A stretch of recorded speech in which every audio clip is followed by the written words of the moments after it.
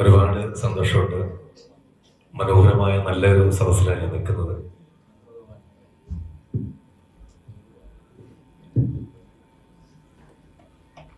Indian ഇസ്ലാഹി centre Al Khobar ഇന്ന് നമ്മൾ ഒത്തുകൂടിയിരിക്കുന്നൊക്കെ കുഞ്ഞുങ്ങളെ കുറിച്ചുള്ള അല്ലെങ്കിൽ നമ്മുടെ മക്കളെ കുറിച്ചുള്ള ചില ആകുലതകളും വ്യാകുലതകളും നാളെയുടെ ദിവസങ്ങളിൽ എങ്ങനെ മക്കൾ നമ്മൾക്ക് തിരിച്ചു തരുന്ന ചില പ്രത്യുപകാരവും പരോപകാരമായ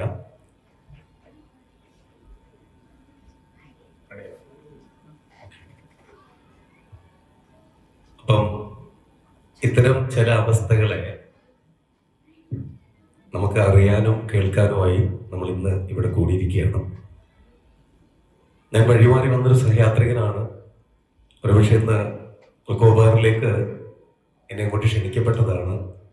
ഏറെ സന്തോഷമുണ്ട്. ദമാമിലേക്കുള്ള വരവ് KMCCയുടെ അവരുടെ പരിപാടി ബന്ധപ്പെട്ടുകൊണ്ട് വന്നു. അതോടൊപ്പം തന്നെ നിങ്ങളിലേക്ക് ഞാൻ എത്തി. വലിയ സന്തോഷം. ഇന്ന് ഇവിടെ പരിശുദ്ധ ഖുർആന്റെ 8ാം പരീക്ഷാ പാഠ്യപദ്ധതിയുടെ പുസ്തക പ്രകാശനം അത് നിർവഹിച്ചിരിക്കുന്നത് അതിനായ മുസ്ലിം ലീഗിന്റെ സംസ്ഥാന ഉപാധ്യക്ഷനായ ഞാൻ ഇഷ്ടപ്പെടുകയും ചെയ്യുന്ന ഉമ്മർ പണ്ടികശാല അവറുകളാണ്. തീർത്തും സന്തോഷത്തോടു കൂടിയാണ് ഈ ചടങ്ങിൽ ഞാൻ പങ്കെടുക്കുന്നത്. അപ്പൊ എന്നോട് പറഞ്ഞു, ഞാനിങ്ങനെ അജ്മൽ സാറിനോട് ഇങ്ങനെ മണിമജ്മൽ സാറോട് ഇങ്ങനെ ചോദിച്ചു, ഖുർആനെ കുറിച്ചൊക്കെ എന്നെ ചോദിച്ചു. ഞാനും ഈ ഖുർആനെ വളരെ ഇഷ്ടത്തോടു കൂടി ഒരു കാലഘട്ടത്തിൽ പഠിച്ചൊരു വ്യക്തിയാണ്. ഇടവണ്ണ പോലീസ് സ്റ്റേഷൻ ജോലി ചെയ്ത സമയത്ത് ജാമിയ കോളേജിന്റെ അടുത്ത് മഹലികളിലും അതുപോലെ തന്നെ ഇതുപോലെ ഇസ്ലാമികപരമായിട്ടുള്ള ഇടങ്ങളിലൊക്കെ പോകുമ്പോൾ അവിടുത്തെ ഉസ്താദുമാർക്കും അവിടുത്തെ മതമേലധ്യക്ഷന്മാർക്കൊക്കെ ഞാൻ കുറച്ച് വിവരമുള്ളവരും പണ്ഡിതരൊക്കെ ആയിക്കോട്ടെ തിരിച്ചോടുകൂടി ഖുർആന്റെ പല ഹദീസും ആയത്തുകളൊക്കെ അവിടെ ഇവിടെയൊക്കെ ഞാനും ഇങ്ങനെ വായിക്കുമായിരുന്നു. ഇങ്ങനെ അതൊരു പേപ്പറിൽ എഴുതിയെടുക്കുക. അതിനകത്ത് എന്നെ സ്ട്രൈക്ക് ചെയ്ത ഒരുപാട് ഹദീസും ആയത്തുകളൊക്കെ ഉണ്ട്. ഈ 114 സൂറത്തുകളിലും ഒരുപക്ഷെ 1665 ശിഷ്ടം വരുന്ന ഈ പറയുന്ന ആയത്തുകളിലെല്ലാം ഒരുപക്ഷെ അതിനകത്ത് അടങ്ങിയിരിക്കുന്ന ഒരുപാട് അമൂല്യമായ ചില പദസമ്പത്തുകൾ, മനുഷ്യനോട് സമ്പാദിക്കാൻ പറ്റുന്ന ഏറ്റവും മനോഹരമായ കാരുണ്യത്തിന്റെ ഹൃദയസ്പർശമായ ഒരുപാട് പദങ്ങളുടെ വലിയൊരു സമാഹാരമായ ഗ്രന്ഥം അവിടെയോടെ ഇങ്ങനെ വായിച്ച് തള്ളിക്കളയാൻ പറ്റുന്ന ഒരു ഗ്രന്ഥമല്ലാന്ന് തിരിച്ചറിഞ്ഞ ഒരു കാലഘട്ടമുണ്ട്. കുറച്ച് സാഹൂദത്തിൽ കുറച്ച് ഇഷ്ടത്തോടു കൂടി അതിനെ വ്യത്യസ്തമാക്കിയിട്ടുണ്ട്. എല്ലാ ഹദീസും ആയത്തുകളിലും കടന്നു പോയിട്ടുണ്ട്. പക്ഷെ ഫിലിപ്പമ്പാട് എന്ന് പറയുന്ന എന്നെ ഏറ്റവും സ്വാധീനിച്ച ഒരായത്തുണ്ട്, 25ാമത്തെ ആയത്ത്. അതിൽ പക്ഷേ നമ്മുടെയൊക്കെ ജന്മം നൽകിയ മാതാപിതാക്കളും റിലേറ്റഡ് ആണ്. അതിന്റെ പ്രൊനൗൺസിയേഷൻ അത്ര മാത്രം ശരിയാണെന്ന് അറിയില്ല. വാല തക്കലമ്മ ഉഫിൻ എന്ന് പറയുന്ന ആ ഒരു ഭാഗത്തിലൂടെ ജനസമൂഹത്തെ ഒരുപക്ഷെ പരിശുദ്ധ ഖുർആനിലൂടെ ഓർമ്മപ്പെടുത്തുന്നുണ്ട്. മാതാപിതാക്കളെ ചേ എന്ന വാക്കുകൊണ്ട് പോലും നിങ്ങൾ ഉച്ചരിക്കപ്പെടുന്നത് ചേ, പാപമംഗലതമാണ് ചേ. ഇപ്പൊ ഞാൻ പലപ്പോഴും എന്നെ ഒന്ന് പുനഃപരിശോധന നടത്തിയിട്ടുണ്ട്. എത്ര ചേകളാണ് ഞാൻ എന്റെ മാതാപിതാക്കൾക്ക് സമർപ്പിച്ചിട്ടുള്ളത്, എത്രമാത്രം അവഗണനകൾ എന്റെ മാതാപിതാക്കൾക്ക് ഞാൻ സമ്മാനിച്ചിട്ടുണ്ട്. പക്ഷെ പലപ്പോഴും നമ്മുടെയൊക്കെ ഇമോഷൻസുകൾ, നമ്മുടെ വൈകാരികതയൊക്കെ ഒരുപക്ഷെ പുറത്തെത്രമാത്രം നല്ല രീതിയിൽ നമ്മൾ പെരുമാറുമ്പോഴും വീടിന്റെ അകത്തേക്ക് ചുമരുകൾ ചെല്ലുമ്പോൾ ഒരുപക്ഷെ നമ്മുടെയൊക്കെ ചില ദേഷ്യങ്ങളും മുറുമുറുപ്പുകളും നമ്മുടെയൊക്കെ പരാക്രമങ്ങളൊക്കെ നമ്മൾ പ്രാവർത്തികമാക്കുന്ന ഏറ്റവും അടുത്ത് നിൽക്കുന്ന നമ്മുടെ ഏറ്റവും ഇടപഴകുന്ന ചില ബന്ധങ്ങളോടായിരിക്കാം ഒരുപക്ഷെ നമ്മുടെ ചില ഇമോഷൻസ് ഒക്കെ നമ്മൾ ഇടപെടാറുള്ളത്. പലപ്പോഴും പറയാറുണ്ട് പലരും, സാറേ വീട്ടിൽ അദ്ദേഹം എങ്ങനെയാണ്, പുറത്തിറങ്ങുമ്പോൾ മാന്യനാണ്, വീട്ടിൽ ഭയങ്കര റഫാണ്, വല്ലാത്ത വെറുപ്പിക്കലാണ്, വല്ലാത്ത സങ്കടമാണ് എന്നൊക്കെ പലരും പറയാറുണ്ട്. പലപ്പോഴും അത് പറഞ്ഞ പോലെ പലപ്പോഴും എന്റെ ജീവിതത്തിനകത്തും ഇത്തരത്തിൽ ഒരുപാട് വേദനകളെ ഞാൻ എന്റെ മാതാപിതാക്കൾ സമ്മാനിച്ചിട്ടുണ്ട്. പക്ഷെ പിന്നീട് കുറച്ച് തിരിച്ചറിവിലേക്ക് എത്തിയപ്പോൾ മനസ്സിലായി, ജീവിതത്തെ ഏറ്റവും വലിയ നന്ദികേടാണ് മാതാപിതാക്കളോട് ഞാൻ കാണിച്ചിട്ടുണ്ടെന്ന് എനിക്ക് മനസ്സിലായി. പക്ഷെ അതിന്റെ എല്ലാം തിരിച്ചെടുക്കലുകൾ ജീവിതത്തിൽ ഞാൻ തുടങ്ങി. അതിൻ്റെയൊക്കെ ഒരു റിവീഡ് ബാക്കിലേക്കൊക്കെ പോയി ജീവിതം വലിയ സന്തോഷത്തിലേക്ക് വന്നു. എന്നെ ജീവിതത്തിലെ ഏറ്റവും വലിയ അഭിമാന നിമിഷം എന്താണെന്ന് ചോദിച്ചാൽ, ഞാൻ എൻ്റെ അമ്മയ്ക്ക് കൊടുക്കുന്ന പരിഗണനയാണ് ജീവിതത്തിലെ ഏറ്റവും വലിയ സന്തോഷം. പക്ഷെ ആ സന്തോഷം പകുത്തു കൊടുക്കാൻ അച്ഛനില്ല. അച്ഛൻ ഒരുപക്ഷെ അച്ഛൻ്റെ ചില ആവശ്യങ്ങളെ നടത്തി കൊടുക്കാൻ പറ്റാത്തതിന്റെ ഫലമായി അച്ഛൻ്റെ ഈ ഭൂമിയിൽ നിന്ന് മാഞ്ഞു പോയിട്ടുണ്ട്. ആ കാര്യം ഞാൻ അവസാന ഭാഗത്ത് പറയാം. 30 മിനിറ്റ് നമുക്ക് സംസാരിക്കാം. കാരണം അച്ഛനെ കുറിച്ച് പറഞ്ഞ ഒരു പക്ഷേ എൻ്റെ വാക്കുകൾക്ക് ഒരു പക്ഷേ മുൻപോട്ട് നടന്നു പോകാൻ ബുദ്ധിമുട്ടുണ്ടാവാം. അതുകൊണ്ട് തന്നെ ഒരുപക്ഷെ ഞാൻ കുറച്ച് കാലിക പ്രശസ്തമുള്ള കാര്യങ്ങൾ നമുക്ക് ചർച്ച ചെയ്യാം. നമ്മളൊരു ഓഡിറ്റോറിയത്തിനകത്ത് നല്ലൊരു സദസ്സാണ്, നല്ല കാം ക്വയറ്റായിട്ടിരിക്കുന്ന സദസ്സിൽ ഒരുപക്ഷെ നമ്മൾ അറിയേണ്ട കുറച്ച് കാര്യങ്ങൾ നമുക്ക് സംസാരിക്കാം. ഇന്ന് ലോകം നേരിടുന്ന ഏറ്റവും വലിയ പ്രശ്നം എന്താണെന്നറിയാമോ? യുനെസ്കോയിൽ നടന്ന സമ്മേളനത്തിനകത്ത് ഉത്തരാഖണ്ഡ് സ്വദേശിയായ ഒരു ചെറുപ്പക്കാരൻ പറഞ്ഞത് ലോകം നേരിടുന്ന 2 ഇൻസിഡന്റുകളാണ്, ദുരന്തങ്ങളാണ്. അതിലൊന്ന് സൈബർ അഡിക്ഷനും മറ്റൊന്ന് ഡ്രഗ് അഡിക്ഷനുമാണ്. ഈ 2 ദുരന്തങ്ങളുമാണ് ഇന്ന് ലോകം നേരിടുന്ന പ്രധാനമായിട്ട് 2 പ്രശ്നങ്ങൾ. അല്ലാതെ ഇവിടുത്തെ പട്ടിണിയോ അരാജകത്വമോ വംശീയ വിദ്വേഷമോ ജലദൗർലഭ്യമോ ഇസ്രായേൽ പാലസ്തീൻ യുദ്ധമോ ഒന്നുമല്ല ഇവിടുത്തെ പ്രശ്നങ്ങൾ. ഓരോ ദിവസവും ലഹരിയുമായി ബന്ധപ്പെട്ടുകൊണ്ട് ഈ 198 രാജ്യങ്ങളിൽ ഡ്രഗ് അലൈൻമെന്റ് ബന്ധപ്പെട്ടുകൊണ്ട് 16,500ഓളം പേർ ദൈനംദിന ജീവിതത്തിൽ മരിച്ചു പോകുന്നുണ്ട്.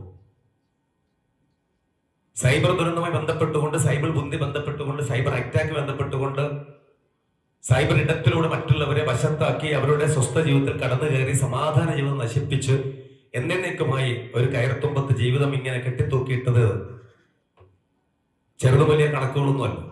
സാക്ഷര കേരളത്തിൽ 2010 മുതൽ 2024 വരെ 14,748 പേര് മരണപ്പെട്ടു പോയിട്ടുണ്ട്. സൈബർ ദുരന്തം. ഒരു പോലീസ് സ്റ്റേഷന് മുമ്പ് പോയി നമ്മൾ രാവിലെ നിന്നാൽ അവിടെ പരാതി പറയാൻ വരുന്ന ഏറ്റവും താഴേക്കടെ നിൽക്കുന്ന ആളുകളുടെ കയ്യിരിക്കുന്ന പരാതി എന്ന് വായിച്ചാൽ അതിലൊരു സൈബർ അലൈൻമെന്റ് ഉണ്ട്. അത് ലഹരി ബന്ധപ്പെട്ടുകൊണ്ട് പ്രശ്നങ്ങളുണ്ട്. സാർ, കിടന്നുറങ്ങാൻ സമ്മതിക്കണില്ല, എന്റെ വീട്ടിനകത്ത് എല്ലാം തല്ലിപ്പൊളിച്ചു, മകൻ സ്വസ്ഥത തരണില്ല, എന്റെ കൈ പിടിച്ച് തിരിച്ചു, ഫ്രാക്ചർ ആയിട്ടുണ്ട് കൈക്ക്, കിടന്നി ഉറക്കുന്നില്ല ഭർത്താവ്, പഠിക്കാൻ പറ്റില്ല സാറേ എന്റെ മക്കൾക്ക്, എന്റെ അയൽവാസിയെ കൊണ്ട് ഞാൻ മടുത്തു, അദ്ദേഹത്തിന് തെറിപറിച്ച് മദ്യപിച്ച തെറിപറിച്ചുകൊണ്ട് മടുത്തു, കാരുണ്യം കാണിക്കണം, എന്തെങ്കിലും ചെയ്തു തരണം, എന്റെ മകളെ വഴി നടത്താൻ സമ്മതിക്കുന്നില്ല, ഒരിക്കൽ താക്കീത് നൽകിയതാണ്, മകളുടെ പ്രശ്നം വരെ നാട്ടിൽ പറയാൻ പറ്റുമോ, സാറൊന്ന് പറഞ്ഞ് അവനെ പേടിപ്പിക്കണം.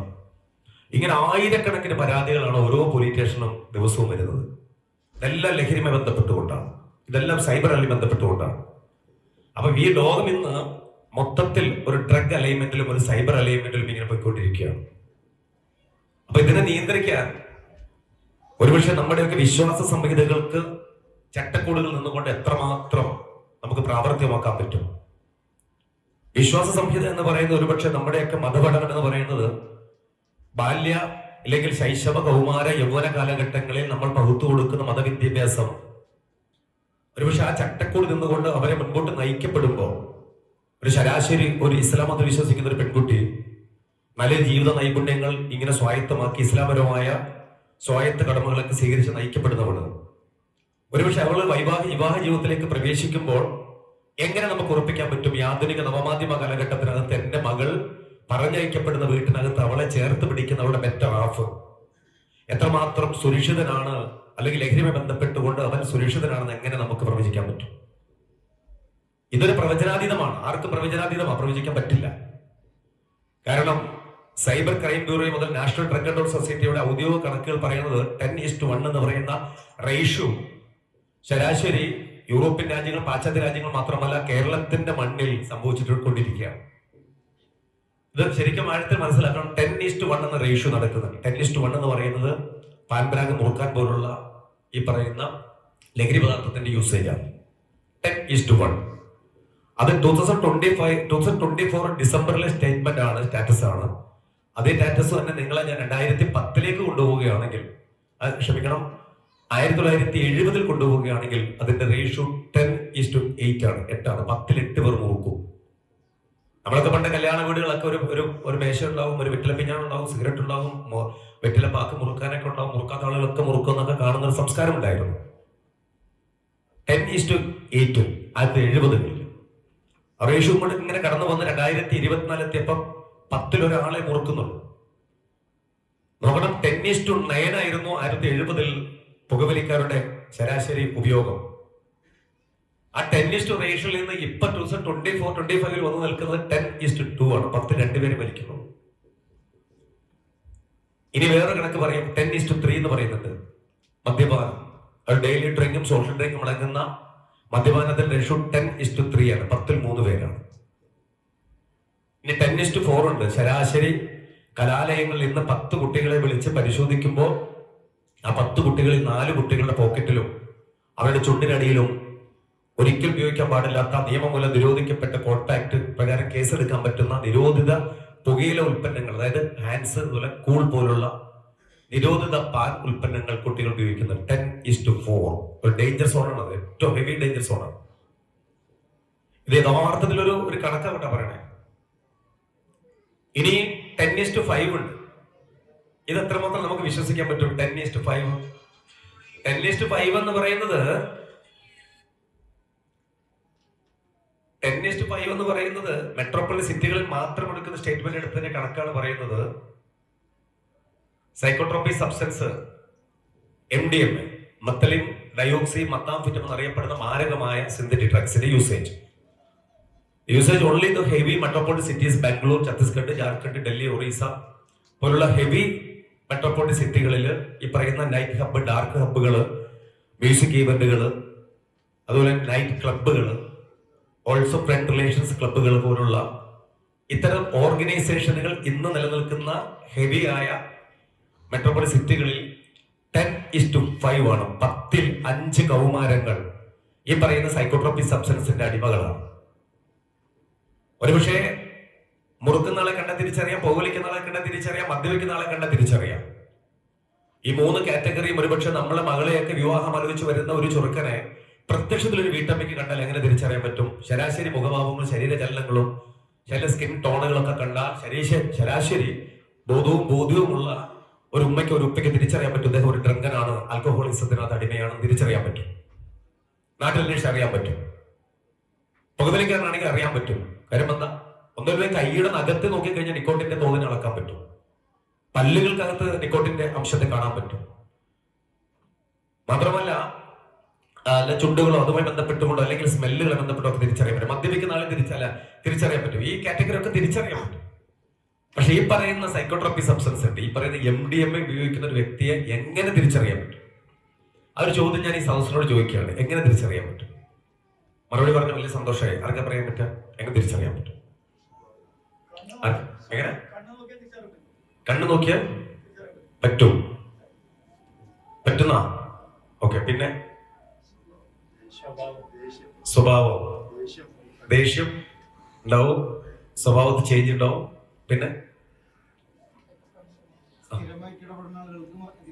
സ്ഥിരമായിട്ട് ഇടപെടുന്ന ആൾക്ക് തിരിച്ചറിയാൻ പറ്റും. പിന്നെ സ്റ്റാർട്ടിംഗ് സ്റ്റേജില് മനസ്സിലാവും. Right answer, very good. നോക്കത്തിന്റെ ബിഗിനിങ് സമയത്ത് ഈ വ്യക്തിയെ തിരിച്ചറിയാൻ പറ്റൂല. നോർമലായിട്ട് ബിഹേവ് ചെയ്യുന്ന നമ്മളെ പോലെ പള്ളിയിൽ വരുന്ന നിസ്കരിക്കുന്നു അല്ലെങ്കിൽ അതിൽ നമ്മളെക്കാൾ കൂടുതൽ അതിലേക്ക് ഇടപെടുന്ന വ്യക്തിയായി വരും. പഠിത്തത്തിൽ ഒന്നാമൻ, നിസ്കാര കാര്യങ്ങൾ മറ്റുള്ള കാര്യങ്ങൾക്ക് ഒന്നാമൻ, സാഹചര്യം പൊരുത്തപ്പെടുന്നവൻ. പക്ഷെ അതൊക്കെ ഒരു 1 month 2 month മാത്രമായിരിക്കും ഇതിന്റെയൊക്കെ ഈ തോതിന്റെ ഏറ്റവും പീക്ക് ടൈം. 2 മാസങ്ങൾക്ക് ശേഷം ബ്രെയിൻ സ്റ്റിമുലേറ്റ് ചെയ്യപ്പെട്ടതിന് ശേഷം ഇതിനെ വീണ്ടും സ്വീകരിക്കാൻ ബ്രെയിൻ ഡീആക്ടിവേറ്റ് ആകുന്ന സമയം തൊട്ട് വയലൻസ് മോഡിലേക്ക് കടക്കും. ആള് ഡിപ്രഷനിലേക്ക് പോകും. കടുത്ത ഒരു സൈക്കാട്രിക് ഇന്റർവെൻഷൻ ആവശ്യമുള്ള അവസ്ഥയിലേക്ക് വരും. എന്തിനും ഏതിനോടും ദേഷ്യം, കുളിക്കാതെ, നനയ്ക്കാതെ, ഉണ്ണാതെ, ഉറങ്ങാതെ, ഒറ്റവരും ഉടയവരോടും എല്ലാം നിഷേധാത്മകമായ നിലപാടുകൾ സ്വീകരിക്കുക. എന്ത് പറഞ്ഞാലും ഏറ്റവും കൂടുതൽ എതിർക്കുന്ന സ്വഭാവത്തിലേക്ക് കടന്നു വരും. ഏറ്റവും കൂടുതൽ എതിർക്കുന്ന ആരോടാണ്? ജന്മം കൊടുത്ത മാതാവിനോട്, സംരക്ഷണം കൊടുക്കുന്ന സ്വത്തുക്കൾ മുഴുവൻ എഴുതി വെക്കേണ്ട ഓസത്ത് എഴുതി വെക്കേണ്ട പിതാവിനോട് ദേഷ്യം, അല്ലെങ്കിൽ അവനെ വിളിപ്പലക്കുന്ന വിധിക്കപ്പെട്ട ഭാര്യയോട് ദേഷ്യം, മക്കളോട് ദേഷ്യം, സാഹചര്യങ്ങളോട് ദേഷ്യം, എല്ലാത്തിനോടും പുച്ഛം തോന്നുന്ന ഒരു അവസ്ഥയിലേക്ക് വരുമ്പോഴാണ് നമുക്ക് മനസ്സിലാകുക ഈ വ്യക്തിക്ക് എന്തോ കുഴപ്പമുണ്ട്. രാത്രിയിലൊന്നും വ്യക്തി ഉറക്കമില്ല. രാത്രിയിലൊന്നും വ്യക്തിക്ക് ഉറക്കമില്ലെന്ന് മനസ്സിലാവും. രാത്രി പകലാക്കി, പകലിനെ രാത്രിയാക്കി, ആ മുറിയിലേക്ക് ആർക്കും പ്രവേശനമില്ലാതെ. നമ്മളെയൊക്കെ ഒരു പെണ്ണിനെ, ഒരു കുഞ്ഞിനെ കല്യാണം കഴിച്ചു കൊടുത്താല് ആ കുട്ടി കുറെ ദിവസമൊക്കെ ഒളിപ്പിച്ചു വെക്കും. കാര്യം എന്താ? പല പെൺകുഞ്ഞുങ്ങളും അങ്ങനെ വീട്ടിൽ അറിയിക്കൂല, ഉപ്പയുമ്മയും അറിയിക്കൂല. അത്രമാത്രം വിശ്വാസത്തിൽ എന്നെ ജീവിക്കുന്ന എന്റെ ഉപ്പയും ഉമ്മയും പറഞ്ഞ ഹൃദയം പൊട്ടി മരിക്കും. അതുകൊണ്ട് ഇതൊന്നും ഞാൻ അറിയിക്കണില്ല, എനിക്കിതൊക്കെ തരണം ചെയ്യാൻ പറ്റും. ആലോചിച്ച് നോക്ക്, നമ്മുടെ ഏറ്റവും നമ്മൾ സ്നേഹിച്ച ഒരു പെൺകുഞ്ഞിനെ നമ്മളെല്ലാ അന്വേഷണാത്മകമായ അന്വേഷണങ്ങളൊക്കെ നടത്തി മഹല്ലെ ഖത്തീബിനോടും സെക്രട്ടറിയോടും നാട്ടുകാരോടും മഹല്ലെ പ്രസിഡന്റിനോടും അവിടുത്തെ മെമ്പറോടും എല്ലാവരോടും അന്വേഷണമൊക്കെ നടത്തി ആളറിഞ്ഞ് നാടറിഞ്ഞ് ഒരു മകളെ നമ്മൾ പിടിച്ചു കൊടുക്കുകയാണ് അല്ലേ? ഒരു മകളെ നമ്മൾ കൊടുക്കുകയാണ്. എത്ര മനോഹരമായ പവിത്രമായ ഒരു ചടങ്ങിൽ അവളെ ഏൽപ്പിച്ചു കൊടുക്കുന്ന ആ കുഞ്ഞ് പോകുന്ന വീടിനകത്ത് സമാധാനവും സന്തോഷവും ഒന്നും 10ൽ 2 കുഞ്ഞുങ്ങൾക്ക് ഇന്ന് കിട്ടുന്നില്ല ലഹരി ബന്ധപ്പെട്ടുകൊണ്ട്. ഇതറിയുന്ന കുഞ്ഞ് വീട്ടിൽ പറയുന്നുമില്ല, അവിടെ എല്ലാം ഉള്ളിൽ ഒളിപ്പിച്ചു വെക്കുന്നുണ്ട്. നമുക്ക് എന്താ ചെയ്യാൻ പറ്റുക? ഇന്ന് നമുക്ക് 425ഓളം ക്രൈമുകൾ റിപ്പോർട്ട് ചെയ്തത് 2024 കേരളം എന്ന കൊച്ചു രാജ്യത്ത് 424 crimes reported from Kerala state. Only psychotropic സബ്സ്റ്റൻസിന്റെ ഈ യൂസേജ് മൂലം. അപ്പൊ ഇതെല്ലാം റിപ്പോർട്ട് ചെയ്യപ്പെട്ടതിന്റെ പിന്നില് ഒരു ഇന്റൻഷൻ ഇല്ല. നോക്കണം, ഈ വ്യക്തികൾക്കൊന്നും ഒരു ഇന്റൻഷൻ ഇല്ല, ഒരു ടാർഗറ്റ് ഇന്റൻഷൻ ഇല്ല. ആ നിമിഷത്തിൽ ഉണ്ടാകുന്നത് പ്രസന്റ് മൂവ്മെന്റിൽ ഉണ്ടാകുന്ന ഒരു അറ്റാക്കിംഗ് മൈൻഡാണ്. മൊബൈൽ മാറ്റി വെച്ച് എവിടെ മൊബൈല്? രണ്ടാമത്തെ ചോദ്യം, ഇപ്പൊ മൊബൈൽ ഉപയോഗിക്കണ്ട. എവിടെ മൊബൈല്? ഇപ്പൊ ഉപയോഗിക്കണ്ട. മൂന്നാമത്തെ ചോദ്യത്തിൽ മൂർച്ചയുള്ള ആയുധം ഉപയോഗിച്ചുകൊണ്ട് ജന്മം കൊടുത്ത ഉമ്മയുടെ കഴുത്തങ്ങോട്ട് അറുത്ത് ആ മകൻ 48 സ്റ്റിച്ചുകൾ ഇട്ടു. ഈ സാക്ഷരതകളും കണികണ്ടിരുന്നു 3 മാസങ്ങൾക്ക് മുമ്പ്. കായംകുളത്ത് അല്ലെ, കായംകുളം ദേശത്തിനകത്ത് ഇവിടെ ആലപ്പുഴയില് ഒരു അമ്മയുടെ മേഘത്ത് മണ്ണെണ്ണയൊഴിച്ചു തീ കത്തിക്കാൻ ശ്രമിച്ചൊരു മകൻ. തൂത്തുക്കുടിയില് ജീവനോട് അമ്മയെ കത്തിച്ചു. മരണപ്പെട്ടു പോയത് 16 അമ്മമാരാണ്. ജന്മം കൊടുത്ത അമ്മ മരണപ്പെട്ടു പോയി. സാമൂതിരിയുടെ കോഴിക്കോട് ജില്ലയിൽ അടിവാരത്ത് സുബൈദ എന്ന് പറയുന്ന 52 വയസ്സുകാരായ ഒരു ഉമ്മ അർബുദത്തിന് തന്റെ ശരീരത്തിന്റെ ഭാഗം കഷ്ണം മുറിച്ചു മാറ്റി വിശ്രമ ജീവിതം നയിച്ചുകൊണ്ടിരിക്കുകയാണ് ആ വീട്ടിനകത്ത്. ശരീരത്തിന്റെ അവശതകളെ അമ്മ പ്രാർത്ഥിച്ച് ധ്യാനിച്ച് മകന്റെ തിരിച്ചു വരവ് പ്രതീക്ഷിച്ച് ആ വീട്ടിനകത്ത് ഇങ്ങനെ കഴിയുന്ന സുബൈദ എന്ന് പറയുന്ന ഒരു വീട്ടമ്മ തന്റെ നല്ല കാലത്തിനകത്ത് ഭർത്താവ് ഉപേക്ഷിച്ച് പോയപ്പോ ഈ മകനെ വളർത്തി വലുതാക്കി. ഒന്നും കയ്യിലില്ല ആ സാധു സ്ത്രീയുടെ കയ്യിൽ. വിവാഹങ്ങളൊക്കെ വന്നു, പക്ഷെ അതൊന്നും സമ്മതിക്കാതെ മക്കളോടുള്ള സ്നേഹം കുറഞ്ഞു പോകും, എന്റെ കുട്ടികൾക്ക് വേണ്ടി ഞാൻ ജീവിക്കട്ടെ എന്ന് പറയുന്ന സുബിത എന്ന് പറയുന്ന സ്ത്രീക്ക് 52 വയസ്സെത്തിയപ്പോ ആ ശരീരത്തിനകത്ത് അർബുദം പിടിപെട്ടു. അതിന്റെ ചികിത്സയും മാനസിക വേദനയും എല്ലാം അനുഭവിച്ചുകൊണ്ട് ആകെ ഉണ്ടായിരുന്ന 2 പവന്റെ മാല പണയപ്പെടുത്തി ആ പൈസ കൊണ്ട് മകനെ ഡി എൽ സെന്ററിൽ വിട്ടുകൊണ്ട് ട്രീറ്റ്മെന്റ് നടത്തി മകൻ സുബോധത്തിൽ തിരിച്ചു വരുമെന്ന് പറഞ്ഞ് കാത്തിരുന്ന ഒരു ഉമ്മ, നീ എവിടെയായിരുന്നു? 3 ദിവസമായി ഞാൻ സർജറി വീട്ടിൽ കിടക്കണം, എന്റെ കുട്ടി എവിടെയായിരുന്നു ചോദിച്ചതിനാണ് അമ്മയോട് വഴക്കുണ്ടാക്കി അയൽവാസി എടുത്ത് പോയി തേങ്ങ വെട്ടാനുള്ള കത്തി വാങ്ങിക്കൊണ്ടുവന്ന് ആദ്യ വെട്ടുന്നത് ഉമ്മയുടെ കഴുത്തിനാണ്. കൈകൊണ്ട് തടുത്തിൽ ചോദിക്കുന്നുണ്ട്, മോനെ നിന്നോടാണ് ചെയ്യണേ ചോദിച്ചു. മോനെ ആക്ഷിക്കേ എന്ന് വിളിച്ചു. മണ്ഡല എന്ന് പറഞ്ഞ് 2ാമത്തെ വെട്ട് 9.5 മാസക്കാലത്തോളം ഉദരത്തിൽ ഇങ്ങോട്ട് ചുമന്ന ആ അടി വയറിട്ടാണ് 2ാമത്തെ വെട്ട്. അങ്ങനെ 6 വെട്ട് വെട്ടി ആ ഉമ്മയെ 24 വയസ്സുകാരനായ മകൻ കൊന്നുകളഞ്ഞു. അവ രക്തമുണങ്ങാത്ത കത്തിയുമായിട്ട് ആഷിഖ് എന്ന് പറയുന്ന മാനസിക വിഭ്രാന്തി കൊണ്ട് ചെറുപ്പക്കാരൻ താമരശ്ശേരി പോലീസ് സ്റ്റേഷന്റെ GD റൂമിലേക്ക് കയറി ചെന്നിട്ട് പറഞ്ഞ വാക്കുണ്ട്, ജന്മം കൊടുത്തതിനാണ് ഞാൻ എൻ്റെ ഉമ്മനെ ഇല്ലാതാക്കിയത്. എന്നെപ്പോലൊരു മകനെ ജന്മം കൊടുത്തത് കൊണ്ടാണ് ഞാൻ അവരെ കൊന്നുകളഞ്ഞത്. സാക്ഷര കേരളം കേൾക്കാൻ പാടില്ലാത്ത, തലമുറകൾ ഒരിക്കലും കേൾക്കരുതേ എന്ന് ആഗ്രഹിക്കുന്ന ഒരു വാക്ക് ഒരു മകന്റെ കയ്യിൽ നിന്ന് ഈ ലോകം കേട്ടു. പക്ഷേ ഇതൊരു അവസാനത്തെ കേൾവിയായി പരിണമിക്കട്ടെ എന്ന് വേണമെങ്കിൽ നമുക്ക് പ്രാർത്ഥിക്കാം. പക്ഷെ ഇത് ഓരോ നിമിഷവും സംഭവിക്കാൻ പോകുന്ന ദുരന്തത്തിന് അങ്ങ് മഴമേഘങ്ങൾക്കകത്ത് കാർമേഘങ്ങളിൽ ഇറ്റ് മഴയായി വീഴാൻ നിൽക്കുന്നത് പോലെ ഈ ദുരന്തം വീഴാൻ ഇങ്ങനെ കാത്തു നിൽക്കുകയാണ്. അത്രമേൽ വിഷമതകള്, സങ്കടങ്ങള് കേരളത്തിന്റെ മണ്ണിൽ ഉണ്ട്, നമ്മുടെ നാട്ടിലുണ്ട്. നമുക്കൊക്കെ എന്ത് ചെയ്യാൻ പറ്റും? എല്ലാ മനുഷ്യരും സ്വാർത്ഥന്മാരാണ്. ഓരോരുത്തർക്കും ഇത്തരം കാര്യങ്ങളൊക്കെ കേൾക്കുമ്പോൾ 5 നിമിഷം നേരത്തെ കണ്ണൊക്കെ നിറയും. പക്ഷെ നമുക്ക് അതിൽ നിന്ന് ഇടപെടാൻ പറ്റണില്ല. നമുക്ക് നമ്മുടെ മകൾ, നമ്മുടെ മകൻ, നമ്മുടെ കുടുംബം, നമ്മുടെ വിശ്വാസം, നമ്മുടെ മകൻ, നമ്മുടെ മകള്, ഭർത്താവ്, നമ്മുടെ വണ്ടി, നമ്മുടെ ഇല്ല, എന്റെ കുഞ്ഞിന് നല്ല എല്ലാ വിഷയത്തിനും A+, എന്റെ കുഞ്ഞെല്ലാം നന്നായിട്ട് പഠിക്കണം, ക്ലാസ്സിൽ അവൻ 1ാമൻ, അവന് നല്ലൊരു ഉയർന്ന റാങ്ക്, അവന് നല്ലൊരു ചെറുക്കൻ, അവർക്ക് നല്ലൊരു പയ്യൻ, നമ്മുടെ സന്തോഷമായി. എന്റെ ബ്ലഡും എന്റേതും പരിശോധിക്കുമ്പോൾ എനിക്ക് ഷുഗറും കൊളസ്ട്രോളും ഒന്നും ഉണ്ടാവരുത്, അല്ലേ? എന്റെ എല്ലാം ശാന്തമാകണം. ഇങ്ങനെയൊക്കെ ഒരുപക്ഷെ ശരാശരി നമ്മൾ ചിന്തിച്ചു തുടങ്ങിയിട്ടുണ്ട് പലപ്പോഴും. ഇത് നമ്മുടെ മക്കളെയൊക്കെ നിങ്ങളൊന്ന് ആത്മഹിത പരിശോധന നടത്തി നോക്ക്. നമ്മുടെ മക്കൾക്കൊക്കെ എവിടെയാണ് സോഷ്യൽ കമ്മിറ്റ്മെന്റ്, എവിടെയാണ് അവരിലൊക്കെ ധാർമ്മിക മൂല്യബോധം, എവിടെയാണ് അവരുടെ വിശ്വാസം നിലകൊള്ളുന്നത്, എവിടെയാണ് നമ്മുടെ വിശ്വാസവും അവരുടെ വിശ്വാസവും നിങ്ങൾ കമ്പയർ ചെയ്ത് നോക്ക്. പരിശുദ്ധമായ വെള്ളിയാഴ്ച ദിവസം ഒരു നിസ്കാരത്തിന് വേണ്ടി പള്ളിയിലേക്ക് പോകാൻ വേണ്ടി ഇന്നത്തെ കാലത്തെ ഈ യൂത്ത് എന്ന് പറയുന്ന ജനറേഷൻ എപ്പോഴാണ് അവർ പള്ളിയിലേക്ക് പോകാൻ അവർ ഒരുങ്ങുന്നത്? മനസ്സുകൊണ്ട് ഒരുങ്ങുന്നത് എവിടെയാണ്? ശരീരം കൊണ്ട് അവർ ഒരുങ്ങും, പക്ഷെ അവർ മനസ്സുകൊണ്ട് ഒരുങ്ങുന്നുണ്ടോ? അവിടെയാ ചോദിക്കേണ്ടത്. ഞാൻ പോലീസ് സബ് ഇൻസ്പെക്ടർ ജോലി ചെയ്യുമ്പോൾ പലപ്പോഴും ഞാൻ കാണാറുണ്ട്, പള്ളിയുടെ പുറത്തും കവലകളിലും എല്ലാം ചെറുപ്പക്കാരെ കാണാറുണ്ട്. അവർ കൃത്യമായിട്ട് പള്ളിയിൽ പോകാൻ അവർക്കൊരു സമയമുണ്ട്. ആ സമയത്തിന്റെ പീക്ക് ടൈമിൽ അവർ എൻട്രി ചെയ്യുള്ളൂ. അവരെ ആദ്യം പോയിട്ട് പള്ളിയുടെ മുമ്പിലോ ഒന്നും അവരെ കിട്ടത്തൊന്നുമില്ല. അവർ മാക്സിമം സമയം അവർ തള്ളിക്കളയും. കാര്യം എന്താ? സമൂഹത്തെയോ കുടുംബത്തെയോ ബന്ധത്തെയോ ഒക്കെ കാണിക്കാനായിട്ടുണ്ടാകുന്ന ഒരു വിശ്വാസം നമ്മുടെ മക്കളിൽ വളർന്നു കഴിഞ്ഞിരിക്കണം. അത് കാഴ്ചയ്ക്ക് വിശ്വാസമായി അവരിലേക്ക്. ആത്മാർത്ഥതയില്ലാത്തൊരു വിശ്വാസമുണ്ട് ഇന്നത്തെ തലമുറയ്ക്ക്. അതിനെയാണ് നമ്മൾ തിരിച്ചറിയേണ്ടത്. എങ്ങനെ അതിനെ ഒരു പരിവർത്തനം ചെയ്യാൻ പറ്റും? ഒരുപക്ഷെ അവിടെ എല്ലാം ഇന്ന് പരാജയപ്പെട്ടു പോകുന്നുണ്ട്. സംവിധാനങ്ങൾ മുഴുവൻ പരാജയപ്പെട്ടു പോകുന്നുണ്ട്.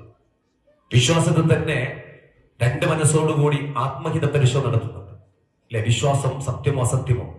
തലമുറകൾ പലരും അവരുടെ ഒരു ടേബിളിന് അപ്പുറത്തും ചോദിക്കുമ്പോൾ കുഞ്ഞുങ്ങൾ പറയുന്ന ആകുലതകളാണ്. കാരണം അതിന് ഏറ്റവും വലിയ പ്രശ്നം ആധുനിക നവമാധ്യമത്തിന്റെ, പ്രത്യേകിച്ച് ഡിജിറ്റൽ സംവിധാനത്തിന്റെ കടന്നുവരവാണ്.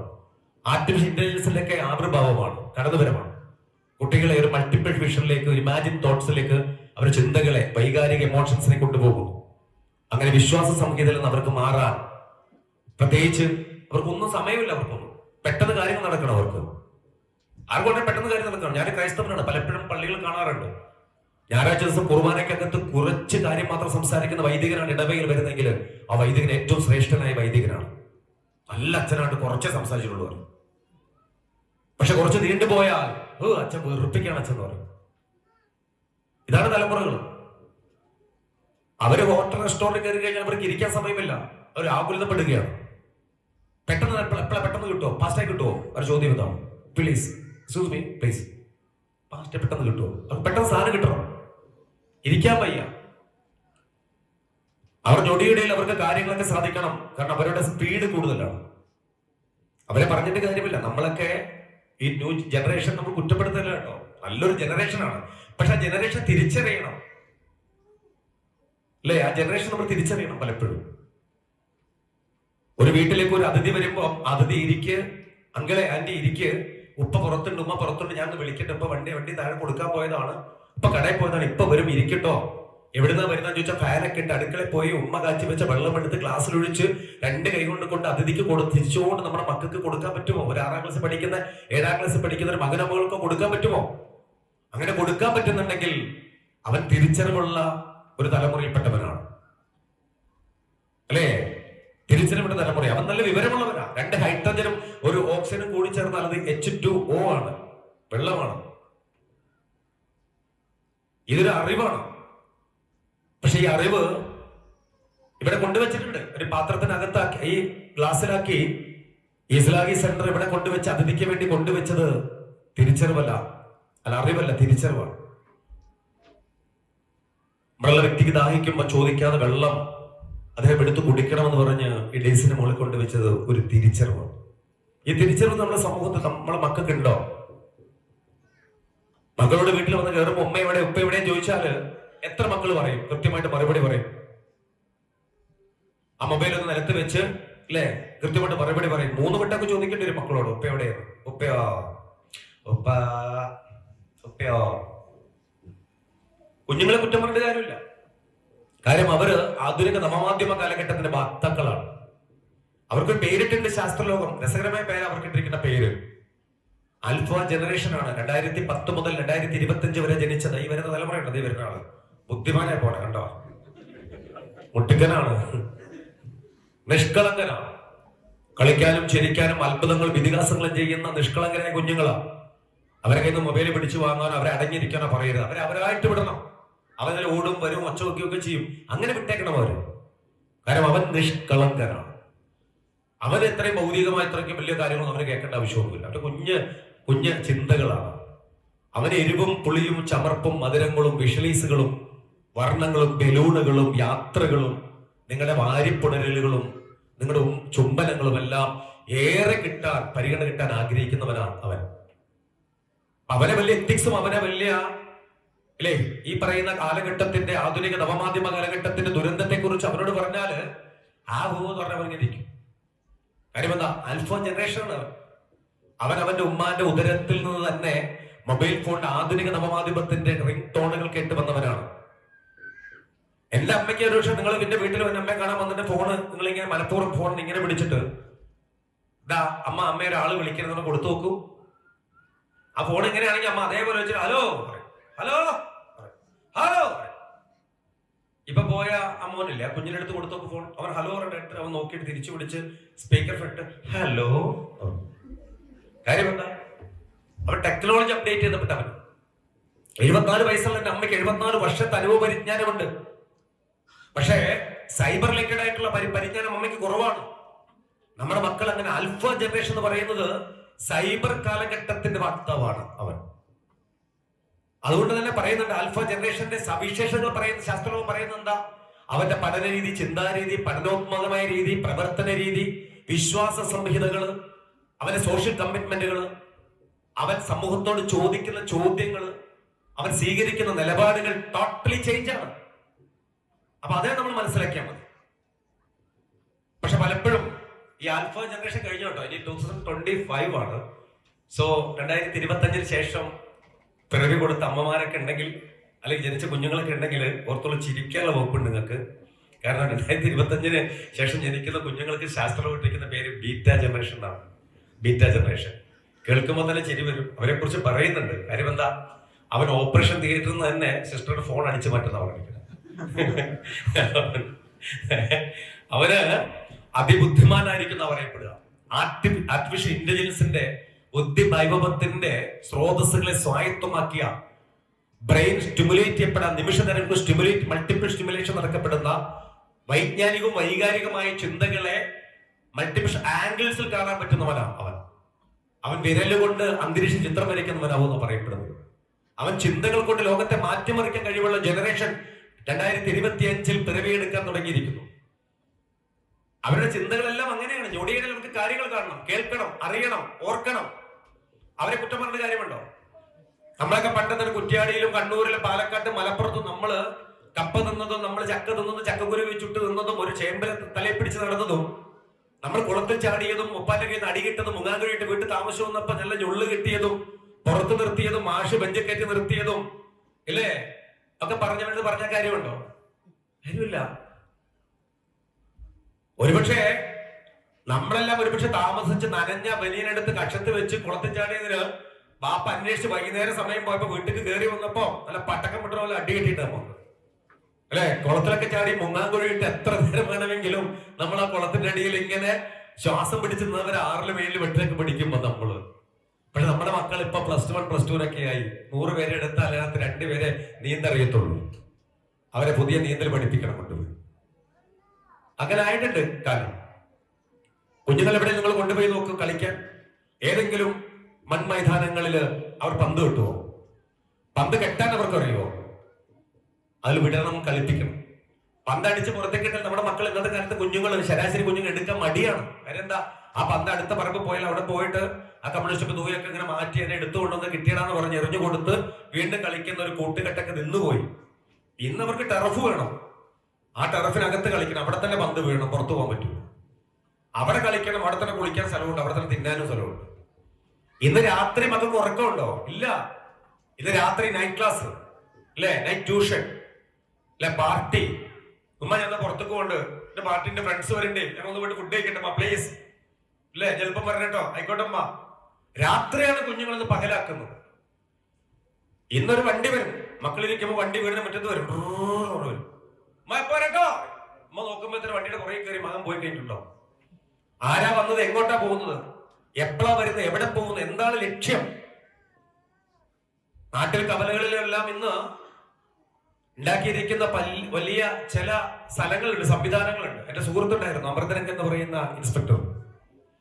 അദ്ദേഹം ഒരിക്കലും ഒരു സ്ഥലത്ത് പോയിട്ട് അവിടെ കുട്ടികളിരിക്കുന്ന ഒരു ഇരിപ്പിടമുണ്ട്, കവുങ്ങിന്റെ ഇതൊക്കെ വെച്ച് കെട്ടി മറച്ച ഒരിതുണ്ടായിരുന്നു. അത് അദ്ദേഹം പൊളിക്കാൻ ശ്രമിച്ചു.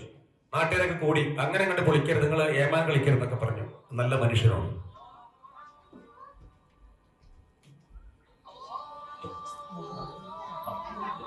ആ മനുഷ്യന് കുഴപ്പമില്ല. ആ മനുഷ്യന് പറഞ്ഞു, അവരോട് പറഞ്ഞു ഇങ്ങനെ ചില പ്രശ്നങ്ങളുണ്ടെന്ന് പറഞ്ഞു. ഞങ്ങൾ നാട്ടിലെടുത്ത് നിങ്ങൾ ഇടപെടണ്ടെന്ന് പറഞ്ഞു. പക്ഷേ ചുരുക്കുള്ള ആ ഇൻസ്പെക്ടർ അദ്ദേഹം എന്ത് ചെയ്തു? അദ്ദേഹം ആൾബലം കൂട്ടി വന്നിട്ട് ആ കെട്ടിയുണ്ടാക്കിയിരിക്കുന്ന റോഡ് സൈഡിലെ അത് അങ്ങോട്ട് പൊളിച്ചുകൊണ്ട് നീക്കി. 62 സിം കാർഡുകളാണ് കിട്ടിയത്. സിം കാർഡുകൾ 62 സിം കാർഡുകളും അങ്ങ് ലാപ്ടോപ്പിലിട്ടിട്ട് പല പേരൻസിനെ വിളിച്ചു, എതിർക്കാൻ വരെ വിളിച്ചിട്ട് കാണിച്ചു. മക്കൾ കാണുന്ന മനോഹരമായ നല്ല വീഡിയോകൾ കാണിച്ചു കൊടുത്തു. ഇത് കാണണമെന്ന് പറഞ്ഞു. അവിടെ ഇവിടെ സൂക്ഷിച്ചു വെച്ച ആൻസിന്റെ കവറുകൾ, അതിനകത്ത് കാണാൻ പാടില്ലാത്ത ചില അശ്ലീല മാസികകളുടെ ചില ചിത്രങ്ങൾ. രാത്രിയിൽ മക്കൾക്ക് ഒന്നിച്ചിരിക്കുമ്പോ എല്ലാ ഇടങ്ങളും അങ്ങനെയാണെന്നല്ല ഞാൻ പറയുന്നത്.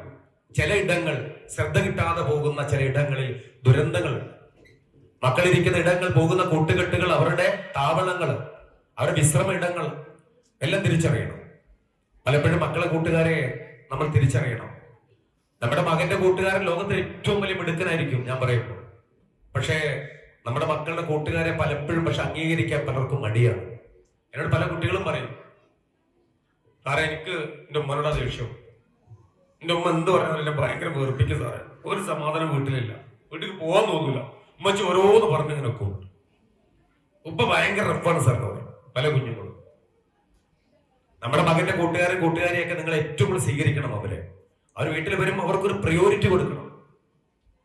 നമ്മൾ പറയൂല്ലേ, ഈ ഓന്റെ കൂടെ നടക്കണം കണ്ടാലും മതി, എന്നെ പോലെ എന്നെ കുരുത്തം കെട്ടവര് അല്ലേ, ഒളിക്കൂല, മുടിയും പൊട്ട് നനക്കൂല, ഒറ്റയുള്ള എന്നെ പോലെ കണ്ണും മുക്കും. എന്റെ മാഷ കൂടെ കൂടിക്കൂടെ, സാറിന്റെ മോന്റെ കൂടെ കൂടി, ഓൻ പഠിക്കും, ഫസ്റ്റ് ക്ലാസ്സുകളുടെ കുട്ടിയാണ്, A ക്ലാസ് ഒക്കെ ഉള്ള കുട്ടിയാ, ഓന്റെ കൂടെ നടന്നാൽ എനിക്ക് എന്താ, മാന്റെ കുട്ടി ഇവരോട് നടക്കരുത് പറയാറില്ലേ, ഏതൊരു അമ്മയും പറയും. പക്ഷേ നമ്മുടെ മകന്റെ കൂട്ടുകാരൊക്കെ വീട്ടിൽ വരുമ്പോ നമ്മൾ പറയും, അവൻ കുരുത്തം കെട്ടവൻ, തലതൊലച്ചവനാ, ലഹരി പിടിച്ചിട്ടുണ്ട്, ഇപ്പൊ സിഗരറ്റ് വലിച്ച് സ്കൂളിൽ നിന്ന് പുറത്താക്കി, അവൻ അങ്ങനെ പിടിച്ചു ഇങ്ങനെ പിടിച്ചു എന്നൊക്കെ പറയുമ്പോ നമ്മൾ പറയേണ്ടത് എന്താ, എന്റെ കുട്ടി ഇത്തരത്തിൽ ദുരന്തത്തിൽ പോകില്ലെന്ന് ഉമ്മാക്ക് ഉറപ്പുണ്ട്, ഉപ്പാക്ക് ഉറപ്പുണ്ട്, നീ അവന്റെ കൂടെ കൂടണം. എത്ര പേർക്ക് പറയാൻ പറ്റും? നമ്മുടെ മകന്റെ കൂട്ടുകാർ വീട്ടിൽ വരുമ്പോൾ പുറത്ത് നിർത്തരുത്, അവനെ സ്വീകരിക്കണം. വീട്ടിനകത്തേക്ക് അവനെ നല്ല കസേരയിട്ടിട്ട് ഇരിക്കാൻ പറയണം, മോൻ ഇരിക്കെന്ന് പറയണം. അടുക്കള ഓടിച്ചെന്നിട്ട് അവന് നല്ല ഫ്രിഡ്ജ് തുറന്നിട്ട് നല്ല ഫ്രഷ് ആയിട്ട് നല്ല നാരങ്ങ എടുത്തിട്ട് പിഴിഞ്ഞ് നല്ല 2 കൂടെ പിഴിയണം, നല്ല മധുരം ഇടണം. 2 കൈ കൊണ്ടും ആ പഞ്ചസാര ഇളക്കിയിട്ട് നല്ല സ്വാദുള്ള ആ നാരങ്ങ വെള്ളം അവന് കൊടുക്കണം. അവന്റെ കൂട്ടുകാരന് കൊടുക്കണം. എന്റെ കുഞ്ഞ് കുടിക്കുന്നു പറയണം, എന്റെ മോൻ കുടിക്കുന്നു പറയണം. ജീവിതത്തിൽ അവന് കിട്ടാത്ത പരിഗണന നമ്മൾ കൊടുക്കണം. അവൻ പുറത്തിറങ്ങി നമ്മുടെ മകനോട് പറയും, എടാ എന്റെ ഉമ്മ എത്ര പാവാണ് പറയും. കാരണം അവന്റെ വീട്ടിലൊന്നും കിട്ടിയിട്ടില്ല. അവന്റെ വീട്ടിൽ അവന്റെ ഉമ്മ വിളിക്കുന്ന എന്താ, സ്വന്തം ഉമ്മ തല കുറിച്ച കുരുത്തം കെട്ട ജഗട്ടയിൽ പോയിട്ട് മരിച്ചാൽ മതി, എന്റെ കാരണം കൊണ്ടാണ് ഞാൻ ഉപ്പയെന്ന് വഴക്കുണ്ടാണ്, എന്തിനങ്ങനെ നിൽക്കുന്നത്, എങ്ങോട്ടെങ്കിലും ഒളിച്ചോടിക്കൂടെ. അങ്ങനെ കരഞ്ഞു പറയുന്ന ഉമ്മമാരുണ്ടാവും ഒരുപക്ഷെ. അവന് പരിഗണന കിട്ടാത്ത, സ്നേഹം കിട്ടാത്ത ഇത്രയും കുഞ്ഞുങ്ങളാണ് ലഹരിയുമായി ബന്ധപ്പെട്ടുകൊണ്ട് ചില ദുരന്തങ്ങൾ പെട്ടുപോകാറുള്ളത്. അത്തരം കുട്ടികളൊക്കെ നമ്മുടെ മക്കളുടെ കൂടെ കൂടുന്നുണ്ടെന്ന് പറഞ്ഞാൽ അവരെ തിരിച്ചറിയണം, അവരെ സ്നേഹിക്കണം, അവരെ നമ്മൾ പരിഗണിക്കണം. ഈ പരിഗണന ഭയങ്കര വസ്ത്രം കൊണ്ടോ രൂപം കൊണ്ടോ ഭാവം കൊണ്ടൊന്നും നമുക്ക് ആർക്കും വിലയിടാനൊന്നും പറ്റുമെന്നില്ല. അത് തെറ്റിപ്പോവും, പലപ്പോഴും തെറ്റിപ്പോവും. നമുക്ക് വിലയിടാൻ പറ്റുമോ? ഒരുത്തന്റെ വസ്ത്രം കണ്ടിട്ട്, രൂപം കണ്ടിട്ട്, അവന്റെ ഹെയർ സ്റ്റൈൽ കണ്ടിട്ട്, അവന്റെ മീശ കണ്ടിട്ട്, താടി കണ്ടിട്ട് നമുക്ക് വിലയിടാൻ പറ്റുമോ? ഇനി ഇങ്ങനെ അങ്ങനെയാണ്, ഒരിക്കലും പറ്റൂല അല്ലെ, ഒരിക്കലും പറ്റൂല. അത് വലിയൊരു ദുരന്തമാണ് പ്രളയം സമ്മാനിച്ചത്. കാര്യം എന്താ, പറ്റില്ല എന്ന് പറയുന്ന ചില യങ്സ്റ്റേഴ്സുകൾ, ന്യൂജൻ, കൊറോണ സമയത്ത് പ്രളയം വന്നപ്പോഴൊക്കെ അവർ ചെയ്ത പ്രവർത്തനങ്ങളൊക്കെ ഈ ലോകം മുഴുവനും ആശ്ചര്യത്തിൽ നോക്കി നമ്മുടെ മൊബൈൽ ഫോണൊക്കെ മാറ്റിവെച്ച് ദുരന്ത മുഖത്തേക്ക് ഓടിയെടുക്കുന്ന ചില കുരുത്തം കെട്ടവന്മാരും. അത് തന്നെ റോയിട്ടേഴ്സിലെ പത്രപ്രവർത്തകന്റെ ഫോട്ടോയ്ക്കകത്ത് വന്ന ഫോട്ടോയും ഈ ദുരന്തത്തിനെ ഓർമ്മിക്കുന്നതാണ്. അദ്ദേഹത്തിന്റെ ഫോട്ടോ അദ്ദേഹം കൊടുത്തിട്ടുണ്ട്, ചെരുപ്പിന്റെ ചിത്രമാണ്. അതിന്റെ അടി എല്ലാം എഴുതിയിട്ടുണ്ട് പരിഗണന, കൺസിഡറേഷൻ. ഈ പരിഗണന എന്ന വാക്ക് ഭയങ്കര അർത്ഥമുള്ള ഒരു വാക്കാണ്. പരിഗണിക്കുക എന്ന് പറഞ്ഞാല് എല്ലാവരെയും പരിഗണിക്കാൻ തന്നെ. ആ വാക്കിന് പല അർത്ഥങ്ങൾ, എത്ര നേരം വേണമെങ്കിലും സംസാരിക്കാൻ പറ്റുന്ന ഒരു കുഞ്ഞു വാക്കാണ് പരിഗണന. ചെരുപ്പിന്റെ ചിത്രമാണ്. ആ ചെരുപ്പിന്റെ ചിത്രം സൂക്ഷിച്ചു നോക്കിയപ്പോൾ മനസ്സിലായത് 2 കോഴിക്കുട്ടി ഉണ്ട് അതിന്റെ മുകളിൽ ഇരിക്കുന്നു, 2 കോഴിക്കുട്ടികളും. ആ കോഴിക്കുട്ടി ചിറക്കിനെ ഒട്ടിയിട്ടുണ്ട്, നനഞ്ഞ ഒട്ടിയിട്ടുണ്ട്. കോഴിക്കുഞ്ഞിന് ഒന്നിന്റെ വായ തുറന്നിരിക്കുന്നുണ്ട്. കാര്യം എന്താ, അത് 2 കരയാണ്. പ്രളയം ഇങ്ങനെ വന്നപ്പോ ചെന്നൈയില് മറീന ഹോട്ടലിൽ അവിടുത്തെ വെള്ളം ഇങ്ങനെ പൊങ്ങിക്കിടക്ക 4-5 ദിവസമായിട്ട് ലോകം ഏഷ്യയിലെ ഏറ്റവും വലിയ വെള്ളപ്പൊക്കം സംഭവിച്ച 2016 ചെന്നൈ നഗരം വെള്ളത്തിൽ കിടന്നപ്പോ ഒരു ചെരുപ്പാണ് കഥാപുരുഷൻ. ആ ചെരുപ്പിന്റെ മുകളിൽ 2 കോഴിക്കുഞ്ഞിരിക്കുകയാണ്. റോയിട്ടേഴ്സിന്റെ പത്രപ്രവർത്തകർ മറീന ഹോട്ടലിൽ എടുത്ത ഫോട്ടോ, മനോഹരമായ ഫോട്ടോയാണ്. ആ ഫോട്ടോയ്ക്ക് അടിക്കുറിപ്പ് ഇങ്ങനെയാണ്: പരിഗണന. ഒരുപക്ഷെ ചെരുപ്പിന് നാവുണ്ടായത് ഈ ചെരുപ്പ് പറയും. എന്താ പറയാ? അല്ലയോ കോഴിക്കുഞ്ഞെ, ഞാനൊരു പാഴ്വസ്തുവായ ചെരുപ്പാണ്. യജമാനൻ എന്നെ ചവിട്ടി മെതിച്ച് തേഞ്ഞ് ഓട്ട വന്നപ്പോ അടുത്ത പറമ്പിലേക്ക് വലിച്ചെറിഞ്ഞു തന്നെ. ഞാനൊരു പാഴ്വസ്തുവാണ്. നീ സങ്കടപ്പെടണ്ട, നീ കരയല്ലേ. ഞാൻ നിന്റെ അടുത്ത് വന്നപ്പോ നീ എന്റെ മുതുകത്ത് കയറിയില്ലേ, അവിടെ ഇരുന്നോ. ഞാൻ വെള്ളം ഇങ്ങനെ പൊങ്ങി വന്നപ്പോ വലിച്ചെറിഞ്ഞ ആ മുൾപ്പടപ്പിൽ നിന്ന് വെള്ളത്തോടൊപ്പം ഞാനും പോന്നതാ. എന്നെ ആർക്കും വേണ്ട. കുട്ടികൾ വണ്ടിച്ചക്രം ഉണ്ടാക്കാൻ പോലെ എന്നെ എടുക്കൂല. അത്രമേൽ ഞാൻ ദ്രവിച്ചിരിക്കുന്നു. ഞാൻ പാഴ്വസ്തുവാണ്. പക്ഷെ നീ എന്നിൽ വിശ്വസിക്കുക. നീ എന്റെ മുതുകത്തിരുന്നു. ഏതെങ്കിലും തുരുത്തിലെത്തുമ്പോ ഞാൻ നിനക്ക് അവിടെ തീരമണയാം. അവിടെ നീ ഇറങ്ങിപ്പോയിട്ട് ആ തുരുത്തിനകത്ത് നിനക്കുള്ള ധാന്യമണികളൊക്കെ ഉണ്ടാവും. കൊത്തിപ്പെറുക്കി തിന്നു. എനിക്കൊരു നന്ദി നീ പറയണ്ട. പക്ഷെ നീ ഒന്ന് എന്നെ വിശ്വസിക്കുക. നീ ഒന്ന് അടങ്ങിയിരിക്കുക. കരയല്ലേ. നോക്ക് എത്ര മനോഹരമാണ്. ഓത്യസിന്റെ കവിതാത്മകമായ ചിന്തകൾ എത്ര മനോഹരമാണ്. ആ ചെരുപ്പിന്റെ ഭാവന, അത് ആ ചെരുപ്പ് നാവിന്റെ സംസാരിച്ച കാര്യം അല്ലെ. It's better not be prejudiced against anyone or anything will go wrong അല്ലെ. ചില വസ്തുക്കൾക്ക്, ചില വ്യക്തികൾക്ക് നമ്മൾ വില ഇടരുത്, തെറ്റിപ്പോകും. ആ വസ്തുവിന്റെ വില നമുക്ക് കണക്കൂട്ടാൻ പറ്റുമോ? പറ്റില്ല. അത്രമേൽ വിലയുണ്ടാവും വസ്തുവിന്. രൂപം കൊണ്ട് എങ്ങനെയാണ് ഒരു വസ്തുവിന്റെ വ്യക്തിക്ക് വിലയിടാൻ പറ്റുക? അപ്പൊ നമ്മുടെ മക്കൾ ചിലപ്പോൾ കുരുത്തം കെട്ടവോ, തല തെറിച്ചവനോ, അടങ്ങിയിരിക്കാത്തവനോ, സദസ്സിൽ കൊണ്ടുപോകാൻ പറ്റാത്തവനോ ഒക്കെ ആയിരിക്കും. നമ്മൾ എവിടെയും കൊണ്ടേ കുഞ്ഞ് അടങ്ങിയിരിക്കില്ല. അവിടെ പോകും, ഇവിടെ പോകും, മാന്തും, പൊരിക്കും, തൊടും. അവിടെ ഇരിക്കും, ഇവിടെ ഇരിക്കും, ഇവിടെ ഇരിക്കും, അവിടെ ഇരിക്കും. ഉമ്മ പറയാം, എന്നെ കൊണ്ട് കുട്ടിങ്ങോ, എന്നെ കൊണ്ടുപോകാൻ പറ്റില്ല, എന്നെ എന്തൊരു കുസ എന്നെ കൊണ്ട്, എങ്ങനെയായി ഇങ്ങനെ എന്നെ ഇവിടെ അടങ്ങിയിരുത്താൻ പറ്റിക്കലൊക്കെ നമ്മൾ ചിന്തിക്കും. പക്ഷെ അത്തരം കുട്ടികളാണ് ഏറ്റവും നല്ല ശ്രേഷ്ഠന്മാർ, മിടുക്കന്മാര്. അവരെ ഒന്ന് പരിഗണിച്ചാൽ മതി. അവരെ അറ്റൻഷൻ, അവരുടെ ശ്രദ്ധ ഇങ്ങനെ തട്ടിക്കൊടുത്താൽ മതി. ഇങ്ങനെ മോനെ മോനെ എന്ന് പറയും. ഒരു നല്ല അധ്യാപകനുണ്ടെങ്കിൽ ഇത്തരത്തിലുള്ള ഹൈപ്പർ ആക്ടിവിറ്റി ഉള്ള കുട്ടികളെ ക്ലാസ് മുറിക്കകത്ത്, നല്ല ഗുരു, നല്ല അധ്യാപകന്റെ കഴിവെന്താ? അവന്റെ അറ്റൻഷനെ ഫ്രണ്ട് ബെഞ്ചിലേക്ക് കൊണ്ടുവരിപ്പിക്കും. അവന്റെ ശരീരത്തിൽ ഒരു തട്ടലുണ്ടാവും എപ്പോഴും. ആ ഗുരു അവന്റെ തലയിൽ എപ്പോഴും ഒന്ന് തൊടും. അവനെ ഷർട്ട് പുതിയതാണോ ചോദിക്കും. അവനെങ്ങനെ പരിഗണിക്കും. അവനെ പരിഗണിച്ചിട്ടില്ല എങ്കിൽ അവന്റെ ശ്രദ്ധയും ചലനവും അവൻ അസ്വസ്ഥനാവും. അവൻ അങ്ങോട്ടും ഇങ്ങോട്ടും നോക്കും. അവൻ തോണ്ടും, മറയും, പിച്ചും. മറ്റു കുട്ടികളെ പഠിപ്പിക്കാൻ സമ്മതിക്കാതെ അവൻ അസ്വസ്ഥനായിക്കൊണ്ടേയിരിക്കും. അവനോ പഠിക്കാൻ മറ്റു കുട്ടികളെ പഠിപ്പിക്കൂല. പക്ഷെ നല്ലൊരു ഗുരുവിന് തിരിച്ചറിയാൻ പറ്റും. കാര്യം എന്താ? അവൻ കുറച്ച് ഹൈപ്പർ ആക്ടിവിറ്റി ഉള്ളവനാണ്. എന്റെ ക്ലാസ് മുറിയിലെ കുഞ്ഞു വാക്കുകൾ കേൾക്കാനുള്ളവനല്ല, അവൻ ലോകം കീഴടക്കാൻ പറ്റുന്നവനാണ് എന്റെ ക്ലാസ് മുറി പങ്കിടുന്നവൻ. അവനെ കുറഞ്ഞ സമയത്തേക്ക് അവനെ ഞാൻ ശ്രദ്ധയിലൂടെ കൊണ്ടുവന്ന് ലോകമറിയുന്ന ഏറ്റവും കഴിവുള്ളവനും ശ്രേഷ്ഠനുമാക്കാൻ പറ്റുന്നവനാണ് ഈ ഹൈപ്പർ ആക്ടിവിറ്റി ഉള്ളവൻ എന്നൊരു ഗുരു തിരിച്ചറിയുന്നിടത്താണ് ആ ഗുരുവിന്റെ പഠനോത്മകമായ നിലവാരം ഉയർന്നു പോവുക. പക്ഷെ പലപ്പോഴും സംഭവിക്കാറില്ല. ഒരു ഗുരുവിന്റെ ശ്രദ്ധയില്ലാത്തത് കൊണ്ടാണല്ലോ രാമുവിനെ നാട് തൂക്കിലെത്തിയത് അല്ലെ. ഈ രാജ്യം തൂക്കിലെത്തി രാമുവിന്. കാര്യം എന്താ? അങ്ങ് ആലപ്പുഴയില് എഴുമനക്കടുത്ത് ഉണ്ടായിരുന്ന ഒരു മകൻ 9ാം ക്ലാസ്സിൽ പഠിത്തം നിർത്തി എങ്ങോട്ടോ പോയി. ആരെങ്കിലും അന്വേഷിച്ചോ രാമു എവിടെ പോയത്? രാമു പോയത് എന്തിനാ? ക്ലാസ് ഇരിക്കാൻ പറ്റുന്നില്ല. കാര്യം എന്താ? അവന്റെ കാൽത്തുടകൾ മുഴുവനും പഴുത്ത് വ്രണമാണ്. അച്ഛൻ മദ്യപിച്ച് വന്നിട്ട് ഇരുമ്പ് കഷ്ണം ഉപയോഗിച്ച് കാൽത്തുടകളിൽ ഇങ്ങനെ പിടിച്ച് അമർത്തി പറിച്ചെടുത്തിട്ട് ആ മുറിവുകൾ അങ്ങോട്ട് പഴുത്ത് പൊട്ടി വേദനയാൽ അസ്വസ്ഥമായിട്ട് ഭക്ഷണം പോലും ശരിക്കും കഴിക്കാൻ പറ്റാതെ വൈകുന്നേരം വീടിന്റെ അവസ്ഥ ആലോചിച്ച് 9ാം ക്ലാസ്സിൽ നിന്ന് പഠിത്തം നിർത്തി എങ്ങോട്ടോ പോയ ഒരു മകൻ. അവനങ്ങ് വളർന്ന് 23 വയസ്സായത് നാടറിഞ്ഞില്ല. കറങ്ങിത്തിരിഞ്ഞ് കോട്ടയം നാഗമ്പാട് റെയിൽവേ സ്റ്റേഷനിലെത്തി. അവൻ KC രാമചന്ദ്രൻ എന്ന് പറയുന്ന രാമു 23ാമത്തെ വയസ്സിൽ ഒരു ഇഷ്ടിക ഉപയോഗിച്ചുകൊണ്ട് നാഗമ്പാട് റെയിൽവേ സ്റ്റേഷൻ കിടന്നുറങ്ങുന്ന ഒരു അന്യസംസ്ഥാന തൊഴിലാളിയുടെ തലയ്ക്ക് 19 ഇടി ഇടിച്ചിട്ട് അട്ടഹസിച്ചുകൊണ്ട് കൊന്ന് ഇരുട്ടന്റെ മറവിലേക്ക് ഓടി ഒളിച്ചു. പിടികൂട്ടാപ്പള്ളിയായിട്ട് പ്രഖ്യാപിച്ചുകൊണ്ട് കോട്ടയം പോലീസ് ആ കേസ് തെളിയിപ്പിക്കാൻ പറ്റിയില്ല. അദൃശ്യനായ ഇരുട്ടന്റെ മറവിലേക്ക് പോയി ഏതോ ഒരു അജ്ഞാതൻ. 2ാമത്തെ കൊലപാതകം കുറ്റിപ്പുറം, മലപ്പുറം ജില്ലയിൽ. 3 തൃശൂർ, 4 ആലപ്പുഴ, 5 പത്തനംതിട്ട, 6 വീണ്ടും കോട്ടയം, 7, 8 കണ്ണൂര്, 9, 10 മലപ്പുറം. അങ്ങനെ 14, 15, 13, 14ാമത്തെ കൊലപാതകം കാസർഗോഡ് നടക്കുമ്പോ കാസർഗോഡ് DVSF സംഘവും അറസ്റ്റ് ചെയ്യുന്നു. അങ്ങനെ കാത്തിരുന്ന വ്യക്തിയെ പിടിക്കപ്പെടുന്നു.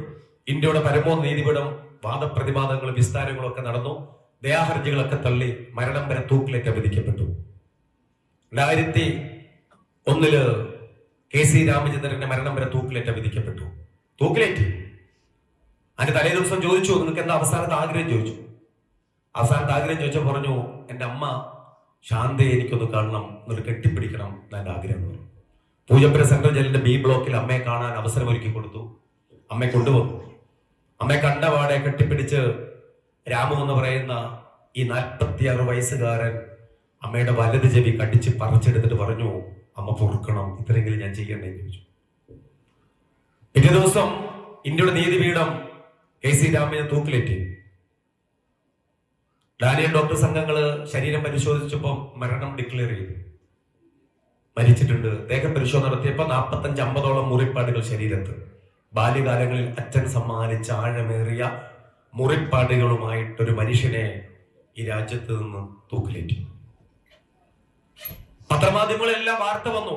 വാർത്ത എന്താ? KC രാമചന്ദ്രനെ തൂക്കിലേറ്റ വാർത്തയല്ല വന്നത്, റിപ്പർ ചന്ദ്രനെ തൂക്കിലേറ്റ വാർത്തയാണ് വന്നത്. ആരാണ് റിപ്പർ ചന്ദ്രൻ? റിപ്പർ ചന്ദ്രൻ ആരാണ്? റിപ്പർ ചന്ദ്രൻ ജന്മം കൊടുത്തത് ആരാണ്? സംരക്ഷണം കൊടുക്കാൻ പറ്റാതെ, സ്നേഹിക്കപ്പെടാൻ പറ്റാതെ, ഒരു നല്ല അധ്യാപകൻ തിരിച്ചറിയാൻ പറ്റാതെ, ഒരുപക്ഷെ കടുത്ത മാനസിക വൈകാരികമായ വിഷമതകളെ മനസ്സിൽ പൂണ്ടുകൊണ്ട് ഇറങ്ങിത്തിരിച്ച ഇടങ്ങളിലെല്ലാം അച്ഛന്റെ രൂപതടസ്സമുള്ള ആളുകളെ ഇരുട്ടിന്റെ മറവിൽ അടിച്ചടിച്ച് കൊന്ന് 14ാമത്തെ ആളെ കൊല്ലുമ്പോഴാണ് നീതിപീഠം അറസ്റ്റ് ചെയ്യുന്നത്. ആരാണ് അവനൊരു മനഃശാസ്ത്രമായി ചികിത്സ കൊടുക്കാൻ ആരാണ് മറന്നുപോയത്? ആരാണ് അവർ സൈക്കാട്രിക് ഇന്റർവെൻഷൻ കൊടുക്കാൻ വിട്ടുപോയത്? അതുകൊണ്ടാണ് പുരോഗമന ചിന്തയുള്ള ആളുകളൊക്കെ പറഞ്ഞു, അല്ലെ, KC രാമചന്ദ്രനെ തൂക്കിലേറ്റ് തെറ്റായി പോയി എന്ന് പറഞ്ഞു. അവൻ റിപ്പർ ചന്ദ്രൻ എന്ന നാമകരണം ആരാണ് അവന് കൊടുത്തത്?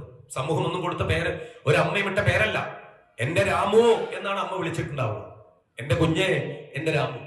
എല്ലാ ഉമ്മമാരും മക്കളെ വിളിക്കുന്നത് അങ്ങനെയാണ്. എന്റെ കുട്ടിയെ, എന്റെ പൊന്നെ, എന്റെ മുത്തേ. എത്ര വൈകൃതമാണ് സമൂഹം ഇട്ട് കൊടുക്കുന്ന പേര്, അല്ലേ?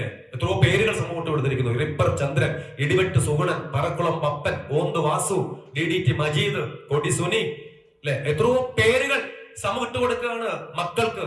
ഓമനിച്ച് വളർത്തി വലുതാക്കി പ്രതീക്ഷയും പ്രത്യാശയും അർപ്പിക്കുന്ന മകൻ സമൂഹ മാധ്യമങ്ങളിൽ അല്ലെങ്കിൽ സോഷ്യൽ മീഡിയകളുടെ പ്ലാറ്റ്ഫോമുകളിൽ കുറ്റസ്ഥിതിയോടുകൂടി ഇടം നേടി അറസ്റ്റ് ചെയ്ത് ശിരസ് കുനിഞ്ഞ് അവനെ കൊണ്ടുപോകുമ്പോൾ എത്ര മാതാപിതാക്കളാണ് ഹൃദയം നുറുങ്ങി ഇനി ജീവിക്കണോ വേണ്ടിയോ എന്ന് ഹൃദയം നുറുങ്ങി ജീവിക്കുന്നത് ഈ ഭൂമിയിൽ. ദൈവമില്ല എന്ന് വിശ്വസിക്കുന്ന ഒരുപാട് പേരുണ്ട്. എന്നോട് പറഞ്ഞിട്ടുണ്ട്, പടച്ചോനില്ല സാറേ, എനിക്ക് ഉറപ്പല്ല. കാരണം സുബഹി നിസ്കാരം കരഞ്ഞു പ്രാർത്ഥിക്കുന്ന ആളാണ് ഞാൻ, എന്റെ മുഖം മരിക്കണം എന്ന് പറഞ്ഞിട്ട്. എന്നിട്ട് എന്താ എന്റെ കുട്ടി മരിക്കാത്തത്? എന്നോട് ചോദിച്ചോ, വണ്ടി അടിച്ചിട്ട് എന്റെ മുഖം മരിക്കണം, എന്താ എന്റെ കുട്ടി മരിക്കാത്തത്? അതിന് നിങ്ങൾ ഉത്തരം പറയാം. ഞാൻ പറയുന്നത് അങ്ങനെയൊന്നും പറയരുത്, വീട്ടിലോട്ട് വരണം, നമുക്ക് സംസാരിക്കാന്ന് പറഞ്ഞു. ഒരിക്കലുമില്ല സാറേ, 5 നേരം ഞാൻ നിസ്കരിക്കുന്ന ആളാണ്, സുബഹി നിസ്കാരം കരഞ്ഞു പ്രാർത്ഥിക്കുന്ന ആളാണ്. എന്റെ മോന് വണ്ടി അടിച്ചിട്ട് മരിക്കണം ഞാൻ പ്രാർത്ഥിക്കണം. മരിക്കലില്ലല്ലോ. കാരണം എന്റെ വീട്ടിൽ ഒരു ജനൽച്ചിലും ഇല്ല. എന്റെ ഭാര്യന്റെ 2 കൈയും ഒടിച്ചിട്ടുണ്ട്. സ്റ്റേഷനിൽ പോലീസുകാരുമായിട്ട് ഒരുപാട് കേസുണ്ട്. സമാധാനമല്ലേ കിടന്നുറങ്ങാൻ സാറേ? കയറി വന്നു കഴിഞ്ഞാല് അടിച്ചു പൊട്ടിക്കും മൊത്തം. ബാത്റൂമൊക്കെ ഒന്നും വാതിലില്ല, എന്റെ അലമാരയ്ക്കൊന്നും ഗ്ലാസ് ഇല്ല. ഒരു പെൺകുട്ടിയുണ്ട്, അവൻ വന്ന് ഇറങ്ങി ഓടലാണ്. അവന്റെ ഉമ്മാന്റെ ഒരു കാതിന് കമ്മലോ പറിച്ചെടുത്തതാണ്, ഊരിക്കൊടുക്കാത്തത് കൊണ്ട്. കൊല്ലാൻ പറ്റുമോ? മകനായി പോയില്ല സാറേ. ഒറ്റയ്ക്ക് ഉപയോഗിച്ച കുഴപ്പമില്ല. ഞാൻ മരിക്കാന്ന് പ്രാർത്ഥിക്കാൻ കാരണം ഓനിപ്പോ കച്ചവടം ഉണ്ട്. എത്ര ഉമ്മമാരും ഉപ്പമാരും ഓനെ ഓർത്ത് കരയും. ഇന്റെ വേദന എനിക്കറിയാം. ഇന്റെ മോൻ ഇങ്ങനെ ആയപ്പോ, പക്ഷെ എന്റെ മോൻ അത് കച്ചവടം ചെയ്യുന്നുണ്ടല്ലോ, അതുകൊണ്ട് മരിച്ചാൽ ആ കച്ചവടം നിന്നു പോകുമല്ലോ. എന്താ മാർഗം നോക്ക്? ഒരു ഉപ്പ പറയാണ്, അവൻ മരിച്ചാൽ ഈ കച്ചവടം ഈ സെല്ലിങ് നടത്തി നിന്നു പോകുമല്ലോ. എത്ര ഉമ്മമാരും ഉപ്പമാരും ഓനെ ഓർത്ത് കരയുന്നുണ്ടാകും. എന്റെ മോനത് കച്ചവടം ചെയ്യണോണ്ടല്ലേ, അതുകൊണ്ട് മരിക്കണല്ലേ സാറേ നല്ലത്. പ്രിയപ്പെട്ടവര്, ലോകം അങ്ങനെയായി മാറിയിട്ടുണ്ട്. അതുകൊണ്ട് എന്റെ ഒരു അപേക്ഷയുണ്ട് നിങ്ങളോടൊക്കെ. കാരണം നമ്മളെപ്പോഴും ഒരു നീതിപക്ഷത്ത് നിലകൊണ്ട് വേണം നമ്മുടെയൊക്കെ നിലപാടുകൾ എപ്പോഴും നമ്മൾ വ്യക്തമാക്കാൻ. തള്ളിക്കളയാതെ ചേർത്ത് പിടിക്കുന്ന നിലപാടുകൾ, അല്ലെ? തള്ളിക്കളയാൻ നമുക്ക് പറ്റത്തൊന്നുമില്ല. നമ്മൾ ഭ്രഷ്ടി കൽപ്പിക്കാൻ പറ്റില്ല. നമ്മുടെ കൂട്ടുകാരൻ നാട്ടിൽ എവിടെയെങ്കിലും ലഹരിക്ക് അടിമപ്പെട്ടവരുണ്ടെങ്കിൽ, മക്കളുണ്ടെങ്കിൽ അവരോട് നമുക്ക് പറയാൻ പറ്റുമോ? മിണ്ടരുത്, പോകരുത്, തിന്നരുത്, കൊടുക്കരുത് പറയാൻ പറ്റുമോ? പറയാൻ പറ്റില്ല.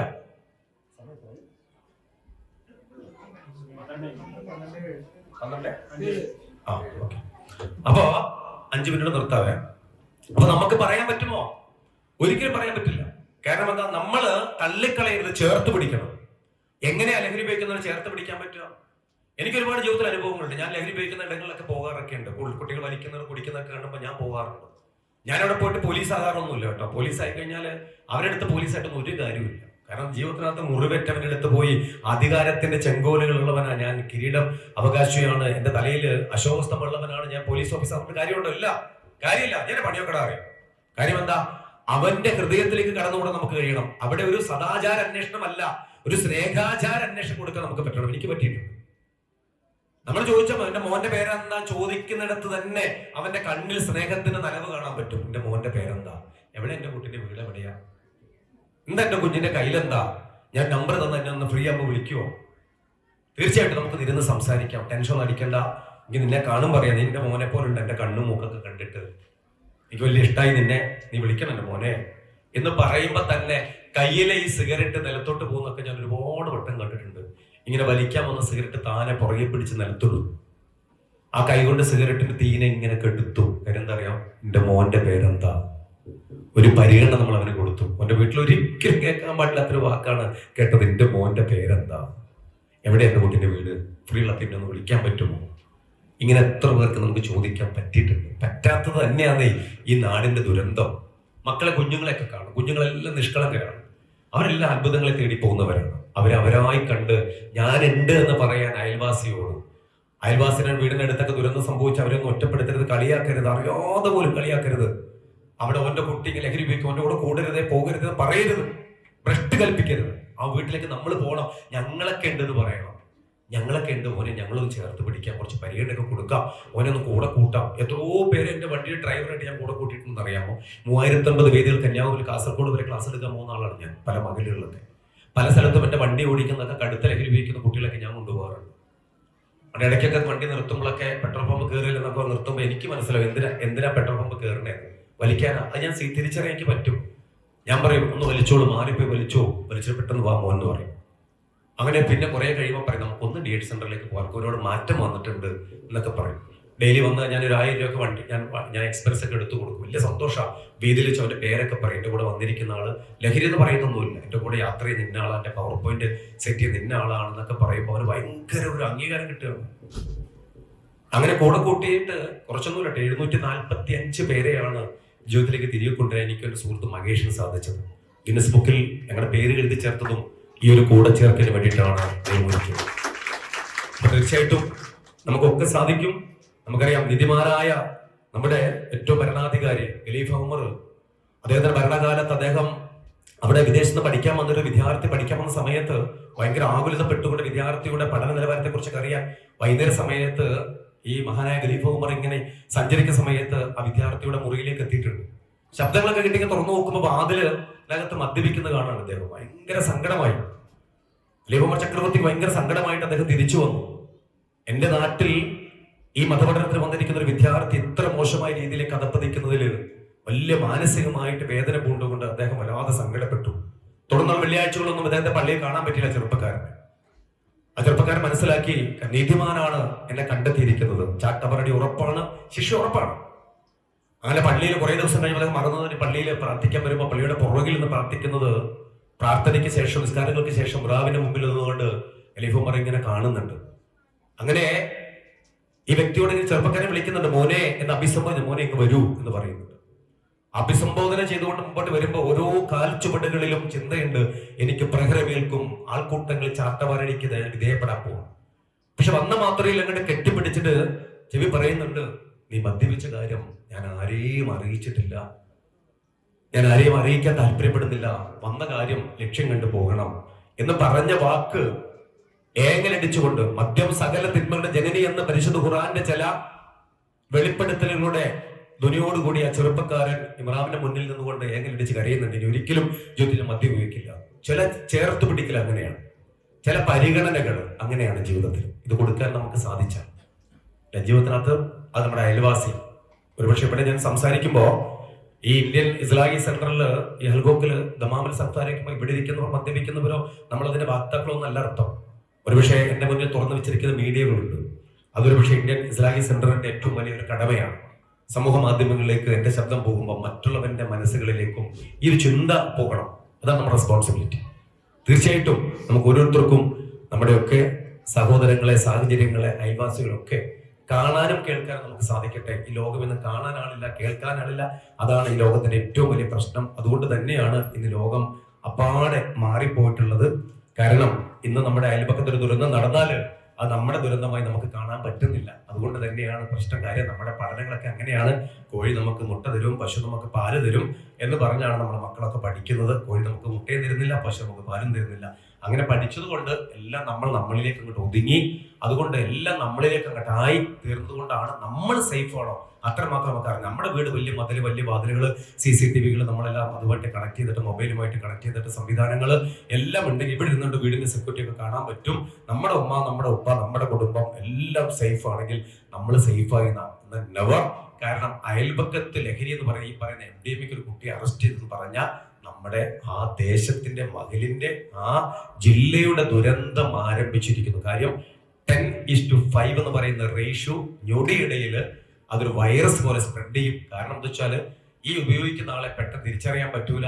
കാരണം ഇത് ചതിയിലൂടെ കൊടുക്കാൻ പറ്റും. അതുകൊണ്ട് തന്നെയാണ് MDMA പേര് പാർട്ടി ഡ്രഗ് എന്ന പേരിൽ അത് അറിയപ്പെടുന്നത്. അതുപോലെ തന്നെ ഇതിന് വേറെ പേരുണ്ട്, കില്ലർ ഡ്രഗ്സ്. ഭയങ്കര ഡേഞ്ചറാണ്.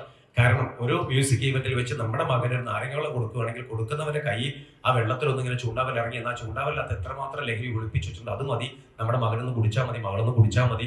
അറിയാതെ ഒരു സിഗരറ്റ് കൊടുത്താൽ വേണ്ടെന്ന് പറയും, മദ്യം കൊടുത്താൽ വേണ്ടെന്ന് പറയും. പക്ഷെ ഇത് പറയാതെ കൊടുത്താൽ മതി. സോഫ്റ്റ് ഡ്രിങ്ക്, കൂൾ ഡ്രിങ്ക്സ് കുടിച്ചാൽ തന്നെ അറിയാതെ അബദ്ധത്തിൽപ്പെട്ട് ഒരുപാട് കുട്ടികൾ ഈ പറയുന്ന കടുത്ത സൈക്കോട്രോപിക് സബ്സ്റ്റൻസ് അഡിക്റ്റഡ് ആയിട്ടുണ്ട്. അവരൊക്കെ കൗൺസിലിംഗിലാണ് ഇതൊക്കെ പുറത്ത് തുറന്നു പറയുക. ഹയർ സ്റ്റഡിക്ക് പഠിക്കാൻ പോയപ്പോൾ കൂട്ടുകാരി DJ പാർട്ടി പോയപ്പോൾ, മ്യൂസിക് ഇവന്റ് പോയപ്പോൾ അവിടുന്ന് തന്ന സോഫ്റ്റ് ഡ്രിങ്ക്സ്, കൂൾ ഡ്രിങ്ക്സ് അത് കഴിച്ചതിന് ശേഷമാണ് ഭയങ്കരമായിട്ടുള്ള ഈ പറയുന്ന ഡിപ്രഷൻ ഉണ്ടായി, ഈ പറയുന്ന കുറച്ച് സമ്മർദ്ദങ്ങൾ ഉണ്ടായി. പിന്നെ എന്നും എനിക്ക് അവിടെ പോകാൻ തോന്നും, എന്നും മ്യൂസിക് ഇവന്റ് പങ്കെടുക്കാൻ തോന്നും, എന്നും ആ കഫ്റ്റയിൽ പോകാൻ തോന്നും. പ്രത്യേകിച്ച് ബാംഗ്ലൂർ പോലെ സ്ഥലങ്ങളിലൊക്കെ ഇതിനുള്ള വലിയൊരു സംഘങ്ങൾ പ്രവൃത്തിയെടുക്കുന്നുണ്ട്.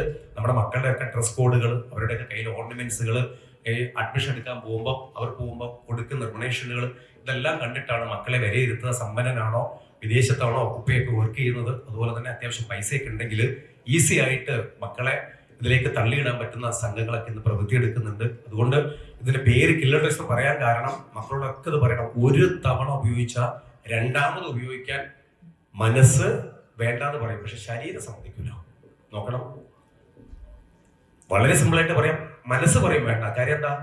നമ്മുടെ കണ്ണ് കണ്ട് കേട്ട് വായിച്ച് പഠിച്ചിട്ടുണ്ട് നമ്മളൊക്കെ വെച്ചാൽ ഒരു തവണ ഉപയോഗിച്ചാൽ രണ്ടാമത് ഉപയോഗിക്കാൻ ശരീരം ആവശ്യപ്പെടുന്ന സൈക്കോട്രോപിക് സബ്സ്റ്റൻസ് ആണ്. 5 വർഷം കൊണ്ട് ആൾ മരണത്തിലേക്ക് എത്തും. ഇന്നർ ഓർഗൻസും മൊത്തം ക്ഷതം വരും.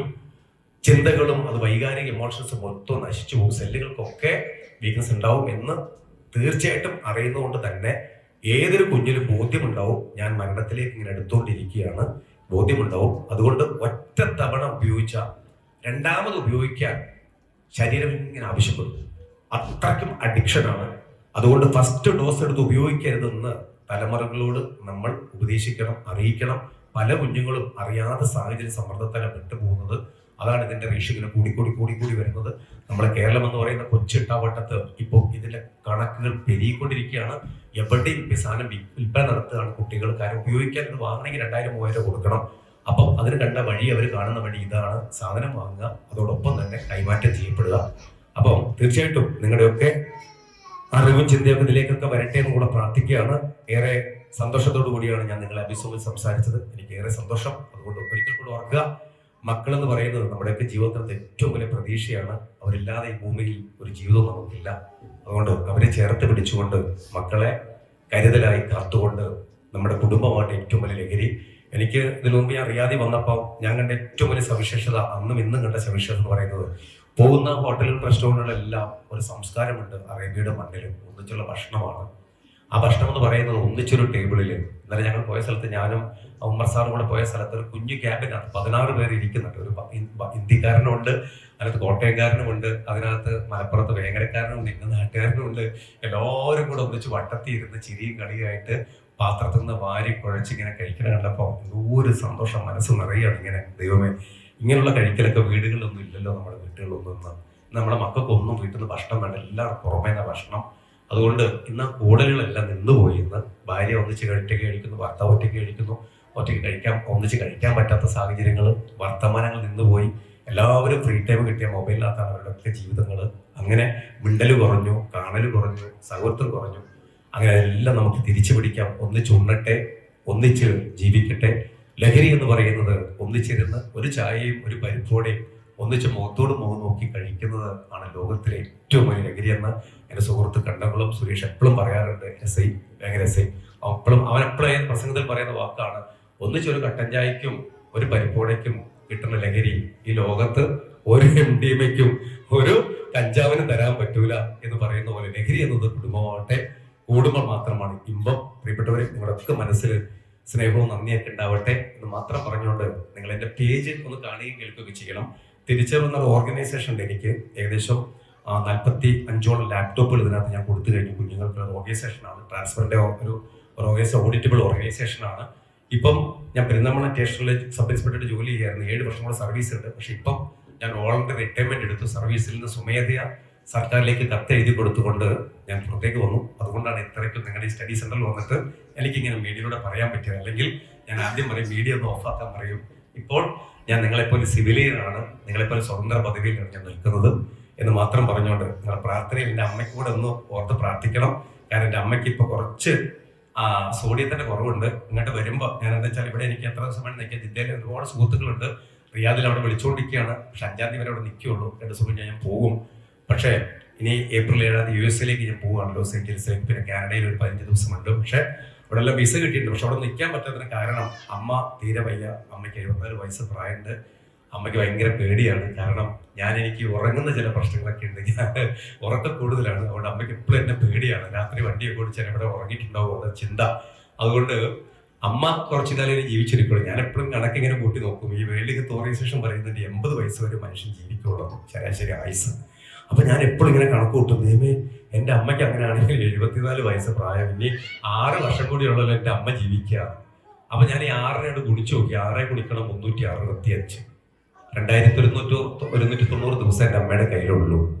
അതിൽ പകുതി രാത്രിയും പകുതി പകലുമാണ്. അപ്പൊ 1000 ദിവസം എൻ്റെ അമ്മയുടെ കയ്യിലുള്ളൂ. എന്നെ ഇങ്ങനെ ചുമന്ന് നൊന്ത് പ്രസവിച്ച് ലോകത്ത് ഏറ്റവും കൂടുതൽ പട്ടിണി കിടന്ന ഒരാളാന്ന് ചോദിച്ചാൽ എൻ്റെ അമ്മയാണ്. ലോകത്ത് ഏറ്റവും കൂടുതൽ പട്ടിണി കിടന്ന ഒരാളാന്ന് ചോദിച്ചാൽ എൻ്റെ അമ്മയാണ്. ലോകത്ത് ഏറ്റവും കൂടുതൽ വേദനകൾ അനുഭവിച്ചതാണെന്ന് ചോദിച്ചാൽ എൻ്റെ അമ്മയെ ഞാൻ കണ്ടിട്ടുള്ളത്. ഉമ്മർ സാർ ഇന്നലെ സംസാരിച്ച് 1.5 വയസ്സുള്ളപ്പോൾ അമ്മ മരിച്ചുപോയത്, ഉമ്മർ സാറിന്റെ ഉമ്മ മരിച്ചുപോയെന്ന് അദ്ദേഹം പറയണത്. ഒരുപക്ഷെ എത്രയോ വേദനകൾ അമ്മയെക്കുറിച്ച് ഓരോരുത്തർക്കും പറഞ്ഞ വേദനകളാണ്. ഇന്ന് എൻ്റെ അമ്മ ജീവിച്ചിരിക്കുന്നുണ്ട്. പക്ഷേ അമ്മയ്ക്ക് ഇന്ന് ശരീരത്തിനാവതില്ല. ശരീരത്തിന്റെ ഭാഗം കുഴഞ്ഞു പോയിട്ടുണ്ട്. പക്ഷെ നടത്തിക്കാൻ എൻ്റെ കൈകൾക്കും എൻ്റെ മനസ്സിലൊക്കെ ശക്തിയുള്ളത് കൊണ്ട് അമ്മ വീട്ടിൽ ഇരുത്താറില്ല. അമ്മ കാണാത്ത സ്ഥലങ്ങളില്ല. മലപ്പുറം ജില്ലയിൽ അമ്മ കയറാത്ത ഹോട്ടലുകളില്ല. അമ്മ പോകാത്ത ബന്ധുമിത്രാദികളില്ല. എൻ്റെ കാറിൻ്റെ ഫ്രണ്ട് സീറ്റിൻ്റെ അമ്മയ്ക്കുള്ള സീറ്റാണ്. പക്ഷെ ഒരു കുറവും അമ്മയ്ക്കുന്നില്ല. അമ്മ പണ്ട് ഞാൻ ജോലിയിട്ട സമയത്തൊക്കെ അമ്മ ഒരു റോഡ് ഗോൾഡിന്റെ സ്വർണ്ണ അമ്മ കാതിൽ കമ്മലൊക്കെ ഇട്ടുകൊണ്ട് നടന്നതൊക്കെ ഒരു ഈർക്കിൽ എപ്പോഴും എൻ്റെ അമ്മ കാതിലിടുവായിരുന്നു അന്ന്. അപ്പൊ ഞാൻ ജോലി കിട്ടാൻ പ്രാർത്ഥിച്ചു. ഇത്രയേ ഉള്ളൂ. എനിക്ക് ജോലി കിട്ടാൻ എൻ്റെ അമ്മയുടെ കാതില് ഈ ഈർക്കിലി കമ്പ് മാറ്റിയിട്ട് സ്വർണത്തിന്റെ കുഞ്ഞു കമ്മല് പോകും. ആത്മാർത്ഥമായിട്ട് പ്രാർത്ഥിച്ചതാണ്. ആ പ്രാർത്ഥന ദൈവം കണ്ടു. 26 വർഷം പോലീസ് സർവീസ് ആദ്യം കിട്ടിയ ശമ്പളത്തിൽ വാങ്ങിയ കമ്പലും മാല ഇപ്പോഴും അമ്മയുടെ കഴുത്തിലും കാതിലുമുണ്ട്. അതിൽ വലിയ ബട്ടൺസ് ഒക്കെ ഇട്ടേക്കണം. തൊടാൻ സമ്മതിക്കില്ല അമ്മ. അത് ഇപ്പോഴും അമ്മ തൊടാൻ സമ്മതിക്കില്ല അത്. അപ്പൊ അതാണ് പ്രിയപ്പെട്ടവരെ. ഒന്നും ഞാൻ പറയുന്നില്ല. നമ്മുടെയൊക്കെ വരുമാനത്തിന്റെ ഒരു കുഞ്ഞു വിഹിതം മാതാപിതാക്കൾക്ക് മാറ്റിവെക്കുക. അത് കൊടുക്കാൻ നിങ്ങൾ മറന്നു പോകരുത്. കാരണം ചാണക്യ സുഹൃത്തത്തിനകത്ത് പറയുന്ന വലിയൊരു അർത്ഥവാക്യമുണ്ട്. നമ്മുടെ സമ്പാദ്യത്തിന്റെ ഇത്ര ശതമാനം മാതാപിതാക്കൾക്ക് അവകാശപ്പെട്ടതാണ്. നമ്മൾ പറയുന്ന നിർത്താൻ കേട്ടോ, അവകാശപ്പെട്ടതാണ്. ഞാൻ എല്ലാ മാസവും ശമ്പളത്തിൽ 5000 റുപ്യ എൻ്റെ അമ്മയ്ക്ക് കൊടുക്കും. 1 ലക്ഷം രൂപ ശമ്പളം വാങ്ങുന്ന ഒരാളാണ് ഞാൻ സബ് ഇൻസ്പെക്ടറായിട്ട്. എൻ്റെ അമ്മയ്ക്ക് ഞാൻ കൊടുക്കും എല്ലാ മാസവും. ചില മാസം ഞാൻ 5000, എല്ലാ വീഡിയോകളും ഞാൻ പറഞ്ഞിട്ടുണ്ട് സദസ്സിൽ. ചില മാസം ഞാൻ 5000 കൊടുക്കും, ചില മാസം 5500 കൊടുക്കും, ചില മാസം 4500 കൊടുക്കുവേ. ഈ 5000 കൊടുക്കുന്ന മാസത്തിൽ കൃത്യമായിട്ട് ഞാൻ 1-ാം തീയതി പെരുന്നമണയിൽ ഇറങ്ങി വന്നിട്ട് ഞാൻ പാണ്ടിക്കോട് വണ്ടൂര് വന്നിട്ട് ഞാൻ അവിടുന്ന് പൈസ എടുക്കും. പൈസ എടുത്തിട്ട് പോക്കറ്റ് ഇട്ടിട്ട് ATM പോയിട്ട് വീട്ടിൽ ചെല്ലും. രാവിലെ പൈസ കൊടുക്കും അമ്മയ്ക്ക്. എന്നിട്ട് ഞാൻ ബാത്തിങ് ഒക്കെ കഴിഞ്ഞിട്ട് പോകാൻ കഴിയുമ്പോൾ അമ്മ അവിടെ വിളിക്കും. അമ്മ പോട്ടെ എന്ന് പറയും. അപ്പൊ അമ്മ മക്കളെ എന്ന് പറയും. അയ്യോ നിക്ക് മക്കളെ എന്ന് പറയും. എന്തിനാണെന്നറിയോ? ചില മാസം ഞാൻ 500 റുപ്യ കൂടുതൽ വെക്കും. ഒരു 5500 റുപ്യ കൊടുക്കും. ഈ 5500 റുപ്യ കിട്ടുന്ന അന്ന് ഈ അമ്മയ്ക്ക് എണ്ണണമെങ്കിൽ കുറേ സമയമാണ്. കാരണം അമ്മയ്ക്ക് ഈ കൈക്ക് പൊങ്ങൂല. അമ്മ ഈ ഒരു കൈ കൊണ്ടോളെല്ലാം എണ്ണണമെങ്കിൽ. അപ്പൊ അമ്മ പറയും മക്കളെ പറയും. എന്താ അമ്മ ചോദിക്കും. ഇതാ മക്കളെ, അയ്യോ 500 രൂപ കൂടുതലുണ്ടല്ലോ മോനെ, നീ എവിടെ നോക്കിയാ കൊടുക്കണം എന്റെ കുഞ്ഞ്, ഇങ്ങോട്ട് വന്നേ നിക്ക് എന്നാ പറയില്ല. 500 റുപ്യ തരും. അത് വാങ്ങി അമ്മയ്ക്ക് ഉമ്മയെ കൊടുത്ത പോക്കറ്റിൽ പൈസ വെക്കും ഞാൻ. ചില മാസം 5000 റുപ്യ കൊടുക്കും. 5000 റുപ്യ കൊടുക്കും. അമ്മ പറയും മക്കളെ 5000 റുപ്യ കറക്റ്റാണ്.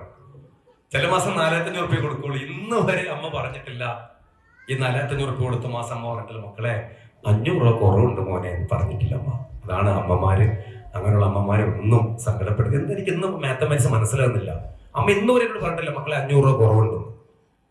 ഒരുപക്ഷെ ഏറ്റവും കൂടുതൽ സങ്കടങ്ങൾ അനുഭവിച്ച ആളായിരിക്കാം എൻ്റെ അമ്മ. അതുകൊണ്ട് അമ്മ ഇപ്പം ഹാപ്പിയാണ്. ഉമ്മമാരെന്ന് പറഞ്ഞാൽ ഒരുപക്ഷെ ഉപ്പയെ പോലല്ല ഉമ്മയെ പോലല്ല ഉമ്മ എന്ന് പറഞ്ഞാൽ പെട്ടെന്ന് കരയും. മക്കള് വന്നാലും പോയാലും ഉമ്മ എന്ന് പറയുന്ന ആ തിരുസാഗരം അല്ലെ പൊട്ടിക്കരഞ്ഞു പോകും. പക്ഷെ ഉപ്പ കരയൊന്നുമില്ല. ഉപ്പ ആൾക്കൂട്ടത്തിനകത്ത് കാവ്യനാട്യം അനുഭവിക്കുന്ന ഏറ്റവും വലിയ നാട്യകാരനാണ് ഉപ്പ എന്ന് പറഞ്ഞ കഥാപാത്രം. അല്ല പിടിച്ചു നിൽക്കും ഇങ്ങനെ. ഒരു ഫോൺ കോളൊക്കെ വെറുതെ ഫോണൊക്കെ എടുത്ത് ഉപ്പ തലങ്ങും പലങ്ങും നടക്കും ഇങ്ങനെ. ഹലോ പറഞ്ഞിട്ട്. കാര്യം എന്താ? ഉപ്പ അങ്ങനെ കണ്ണു നിറയത്തൊന്നുമില്ല മനുഷ്യൻ. പക്ഷെ ഉപ്പ കരയുന്നൊരു ദിവസം എനിക്ക് മനസ്സിലായത് ഉപ്പമാര് കരയുന്നത് തന്റെ മകളെ കല്യാണം കഴിച്ചു വിടുന്ന ദിവസമുണ്ട്. ആ വീട്ടിൽ നിന്ന് മറ്റൊരുവന് പറഞ്ഞു കൊടുക്കാൻ വേണ്ടി ആ ചെറുക്കന്റെ വീട്ടിൽ മൊത്തം അന്വേഷിക്കും. നാട്ടിലൊക്കെ പോയിട്ട് അവിടുത്തെ ഖത്തീബിനോട് മഹലിനോട് പ്രസിഡന്റിനോടും എല്ലാം അന്വേഷിക്കും. എന്റെ മോളെ കൊണ്ടുപോകണം എങ്ങനെയാണ്, നല്ലവനാണോ, കുടിക്കോ വലിക്കോ, എന്റെ കുട്ടി പാവാണേ അല്ലേ. പിന്നെ മനുഷ്യൻ എപ്പോഴും ചിന്ത എന്താ, എന്റെ കുഞ്ഞിനൊരു ആപത്തും വരുത്തരുത്, പാവം എന്റെ കുട്ടി. അവള് കിടക്കുന്ന സ്ഥലമെല്ലാം പോയി നോക്കി. ഉപ്പ രാത്രി വൈകുന്നേര സമയത്ത് ആ മനുഷ്യൻ കരഞ്ഞു പോകും ഒറ്റയ്ക്ക് ഇരിക്കുമ്പോൾ. അങ്ങനെ ഉപ്പമാരെ ഒന്നും സങ്കടപ്പെടുത്തരുത്. ഒരു ഉപ്പ ഏറ്റവും കൂടുതൽ ഉപ്പമാരെ സന്തോഷിക്കുന്നത് മക്കളുടെ വിജയത്തിന് മുമ്പിലാണ്. ഒരു ഉപ്പ ഏറ്റവും കൂടുതൽ ഒറ്റപ്പെട്ടു പോകുന്ന എപ്പോഴാണെന്നറിയുമോ? അവരെ പരിഗണിക്കാതെ വരുമ്പോഴാണ്. ഒരു ഉപ്പ ഏറ്റവും കൂടുതൽ അപമാനിതനായി തീരുന്നപ്പോഴാണെന്നറിയാമോ? ഒരുപക്ഷെ ഒരു വരി കത്ത് എഴുതി വെച്ചു, ഉപ്പ തുറക്കണം, ഞാൻ അവൻ്റെ കൂടെ പോവുകയാണെന്ന് പറഞ്ഞ് എഴുതി വെച്ച് പോകുന്ന മക്കളുണ്ടല്ലോ. അല്ലെങ്കിൽ സ്വന്തമായി വിവാഹ ജീവിതത്തിലേക്ക് കാലെടുത്ത് വെക്കുന്ന മക്കളുണ്ടല്ലോ. ആൾക്കൂട്ടങ്ങളിൽ അപമാനിതനായി ശിരസ് കുനിഞ്ഞ് ഞാൻ ഒന്നിനും കൊള്ളാത്തവനാണ്, വളർത്തി വലുതാക്കിയ പ്രഹരം എന്റെ തലയ്ക്ക് തന്നില്ലേ എന്നോർത്ത് നെരിവേൽപ്പെടുന്നവ ആളുടെ പേരാണ് ശരിക്കും ഉപ്പ എന്ന് പറയുന്ന വാക്ക്. അതേപോലെ ഉപ്പ എന്ന് പറഞ്ഞാല് ഒരുപക്ഷെ ഉപ്പയിൽ ഇല്ല എന്നാണ് എപ്പോഴാന്ന് ചോദിച്ചാല് ഉപ്പയുടെ ചില കാര്യങ്ങളൊക്കെ നടത്തി കൊടുക്കാതെ വരുമ്പോഴാണ്. പക്ഷെ ഉമ്മ അങ്ങനെയല്ല. ഉമ്മ സൂര്യോദയത്തിന് മുമ്പ് തന്നെ കൈലുകൊണ്ടും പാത്രങ്ങളും ഒക്കെ തട്ടി മുട്ടി സംസാരിക്കുന്ന ആരൂപത്തിന്റെ പേരാണ് ഉമ്മ. നമ്മൾ രണ്ടാം കുഞ്ഞിനെ പിടിച്ച് കിളിക്കുഞ്ഞിനെ പിടിച്ച് താലോലിക്കും. ഉമ്മ പറയും, മോനെ മോളെ അതിനെ തുറന്നു വിടും, എന്റെ പൊന്നു മക്കളെ, അതിനെ കണ്ടില്ലെങ്കിൽ അതിന്റെ തള്ള കരഞ്ഞോണ്ട് വരുമെന്ന് പറയുന്നവരുടെ പേരാണ് ഉമ്മ. നിങ്ങൾ ഉമ്മമാരെ ഒന്നും സങ്കടപ്പെടുത്തരുത്. എല്ലാ ലൈറ്റുകളും അടച്ച് അവസാനത്തെ ലൈറ്റും കെടുത്തി സ്വന്തമായി ഒരു മുറി പോലും ഇല്ലാതെ കിടന്നുറങ്ങുന്ന അവളുടെ പേരാണ് ഉമ്മ. അങ്ങനെ ഉമ്മമാരെ ഒന്നും സങ്കടപ്പെടുത്തരുത്. എന്റെയും നിന്റെയും ഒക്കെ വിഴുപ്പലക്കി മടുത്ത് ചൊട്ടിച്ചൊളിഞ്ഞു പോയൊരു പഴന്തുണി കൃഷ്ണത്തിന്റെ പേരാണ് ഉമ്മ. അങ്ങനെ ഉമ്മമാരെ ഒന്നും സങ്കടപ്പെടുത്തരുത്. തൊടിയിലെ വാടിക്കരിഞ്ഞ ചെടികൾക്കും കരിയാപ്പിലും ഒക്കെ വെള്ളം പൊടിച്ചു കൊടുത്ത് ഇന്ന് വരെയും ഒരു കർഷകശ്രീ പുരസ്കാരം കിട്ടാത്ത മകളെ ആരാൻ ചോദിച്ചാൽ അത് ഉമ്മയാണ്. ഉമ്മമാരെ ഒന്നും സങ്കടപ്പെടുത്തരുത്. ഒടുവിൽ ഈ സാഗരം കളമൊഴിഞ്ഞു പോകുമ്പോ വാടിക്കരിഞ്ഞ ചെടികളും പൂവും ഞാൻ നിങ്ങളും ഒക്കെ പറയും, ഉമ്മയില്ലാത്ത വീട് വീടേയല്ല. ഉമ്മയില്ലാത്ത വീട് വീടേയല്ല. ഉമ്മയും ഉപ്പയും ജീവിച്ചിരിക്കുന്ന കാലമാണ് ഒരു ഭൂമിയിൽ ഒരു മകൾ അനുഭവിക്കുന്ന ഏറ്റവും വലിയ സന്തോഷം. അതുകൊണ്ട് ഉമ്മയ്ക്കും ഉപ്പയ്ക്കും വേണ്ടി നിങ്ങൾ ജീവിക്കുക.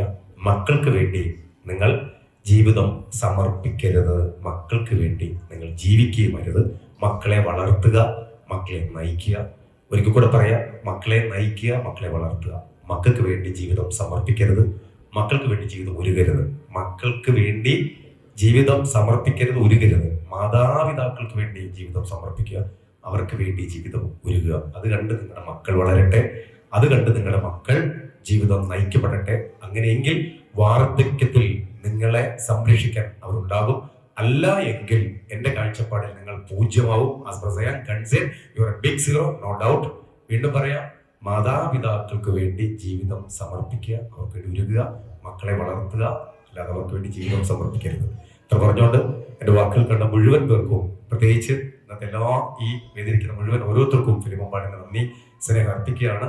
നിങ്ങളുടെയൊക്കെ പ്രാർത്ഥന എൻ്റെ അമ്മയ്ക്കും എൻ്റെ കുടുംബത്തിനും ഉണ്ടാവട്ടെ എന്ന് പ്രാർത്ഥിക്കുന്നു. വീണ്ടും മാമിന്റെ മണ്ണില് എപ്പോഴെങ്കിലും കാണാം. അതേപോലെ ഈ 8ാം ഭാഗത്തിന്റെ ഖുർആൻ പഠന മേഖലയിലേക്ക് അതിലേക്ക് കടന്നു വരുന്ന മുഴുവൻ മക്കൾക്കും അത് ഹൃദ്യസ്ഥമാക്കാൻ, ഖുർആൻ പാരായണത്തിന്റെ ഒരു ഉത്തംഗ ശ്രേണിയിലേക്ക് കടന്നു വരാൻ, അത് ഹൃദ്യസ്ഥമാക്കാൻ, വിശ്വാസത്തിൽ നിന്നുകൊണ്ട് സമുദായപരമായിട്ട് മുൻപേറെ നയിക്കാൻ നിങ്ങൾക്കൊക്കെ സർവശക്തൻ എല്ലാ നന്മകളും തരട്ടെ എന്ന് ആത്മാർത്ഥമായിട്ട് പ്രാർത്ഥിക്കുകയാണ്. ഒരിക്കൽ കൂടി നിങ്ങൾക്ക് വേണ്ടി എല്ലാ നന്മകളും നേരുന്നു. Thanks to film Ambat. Thank U.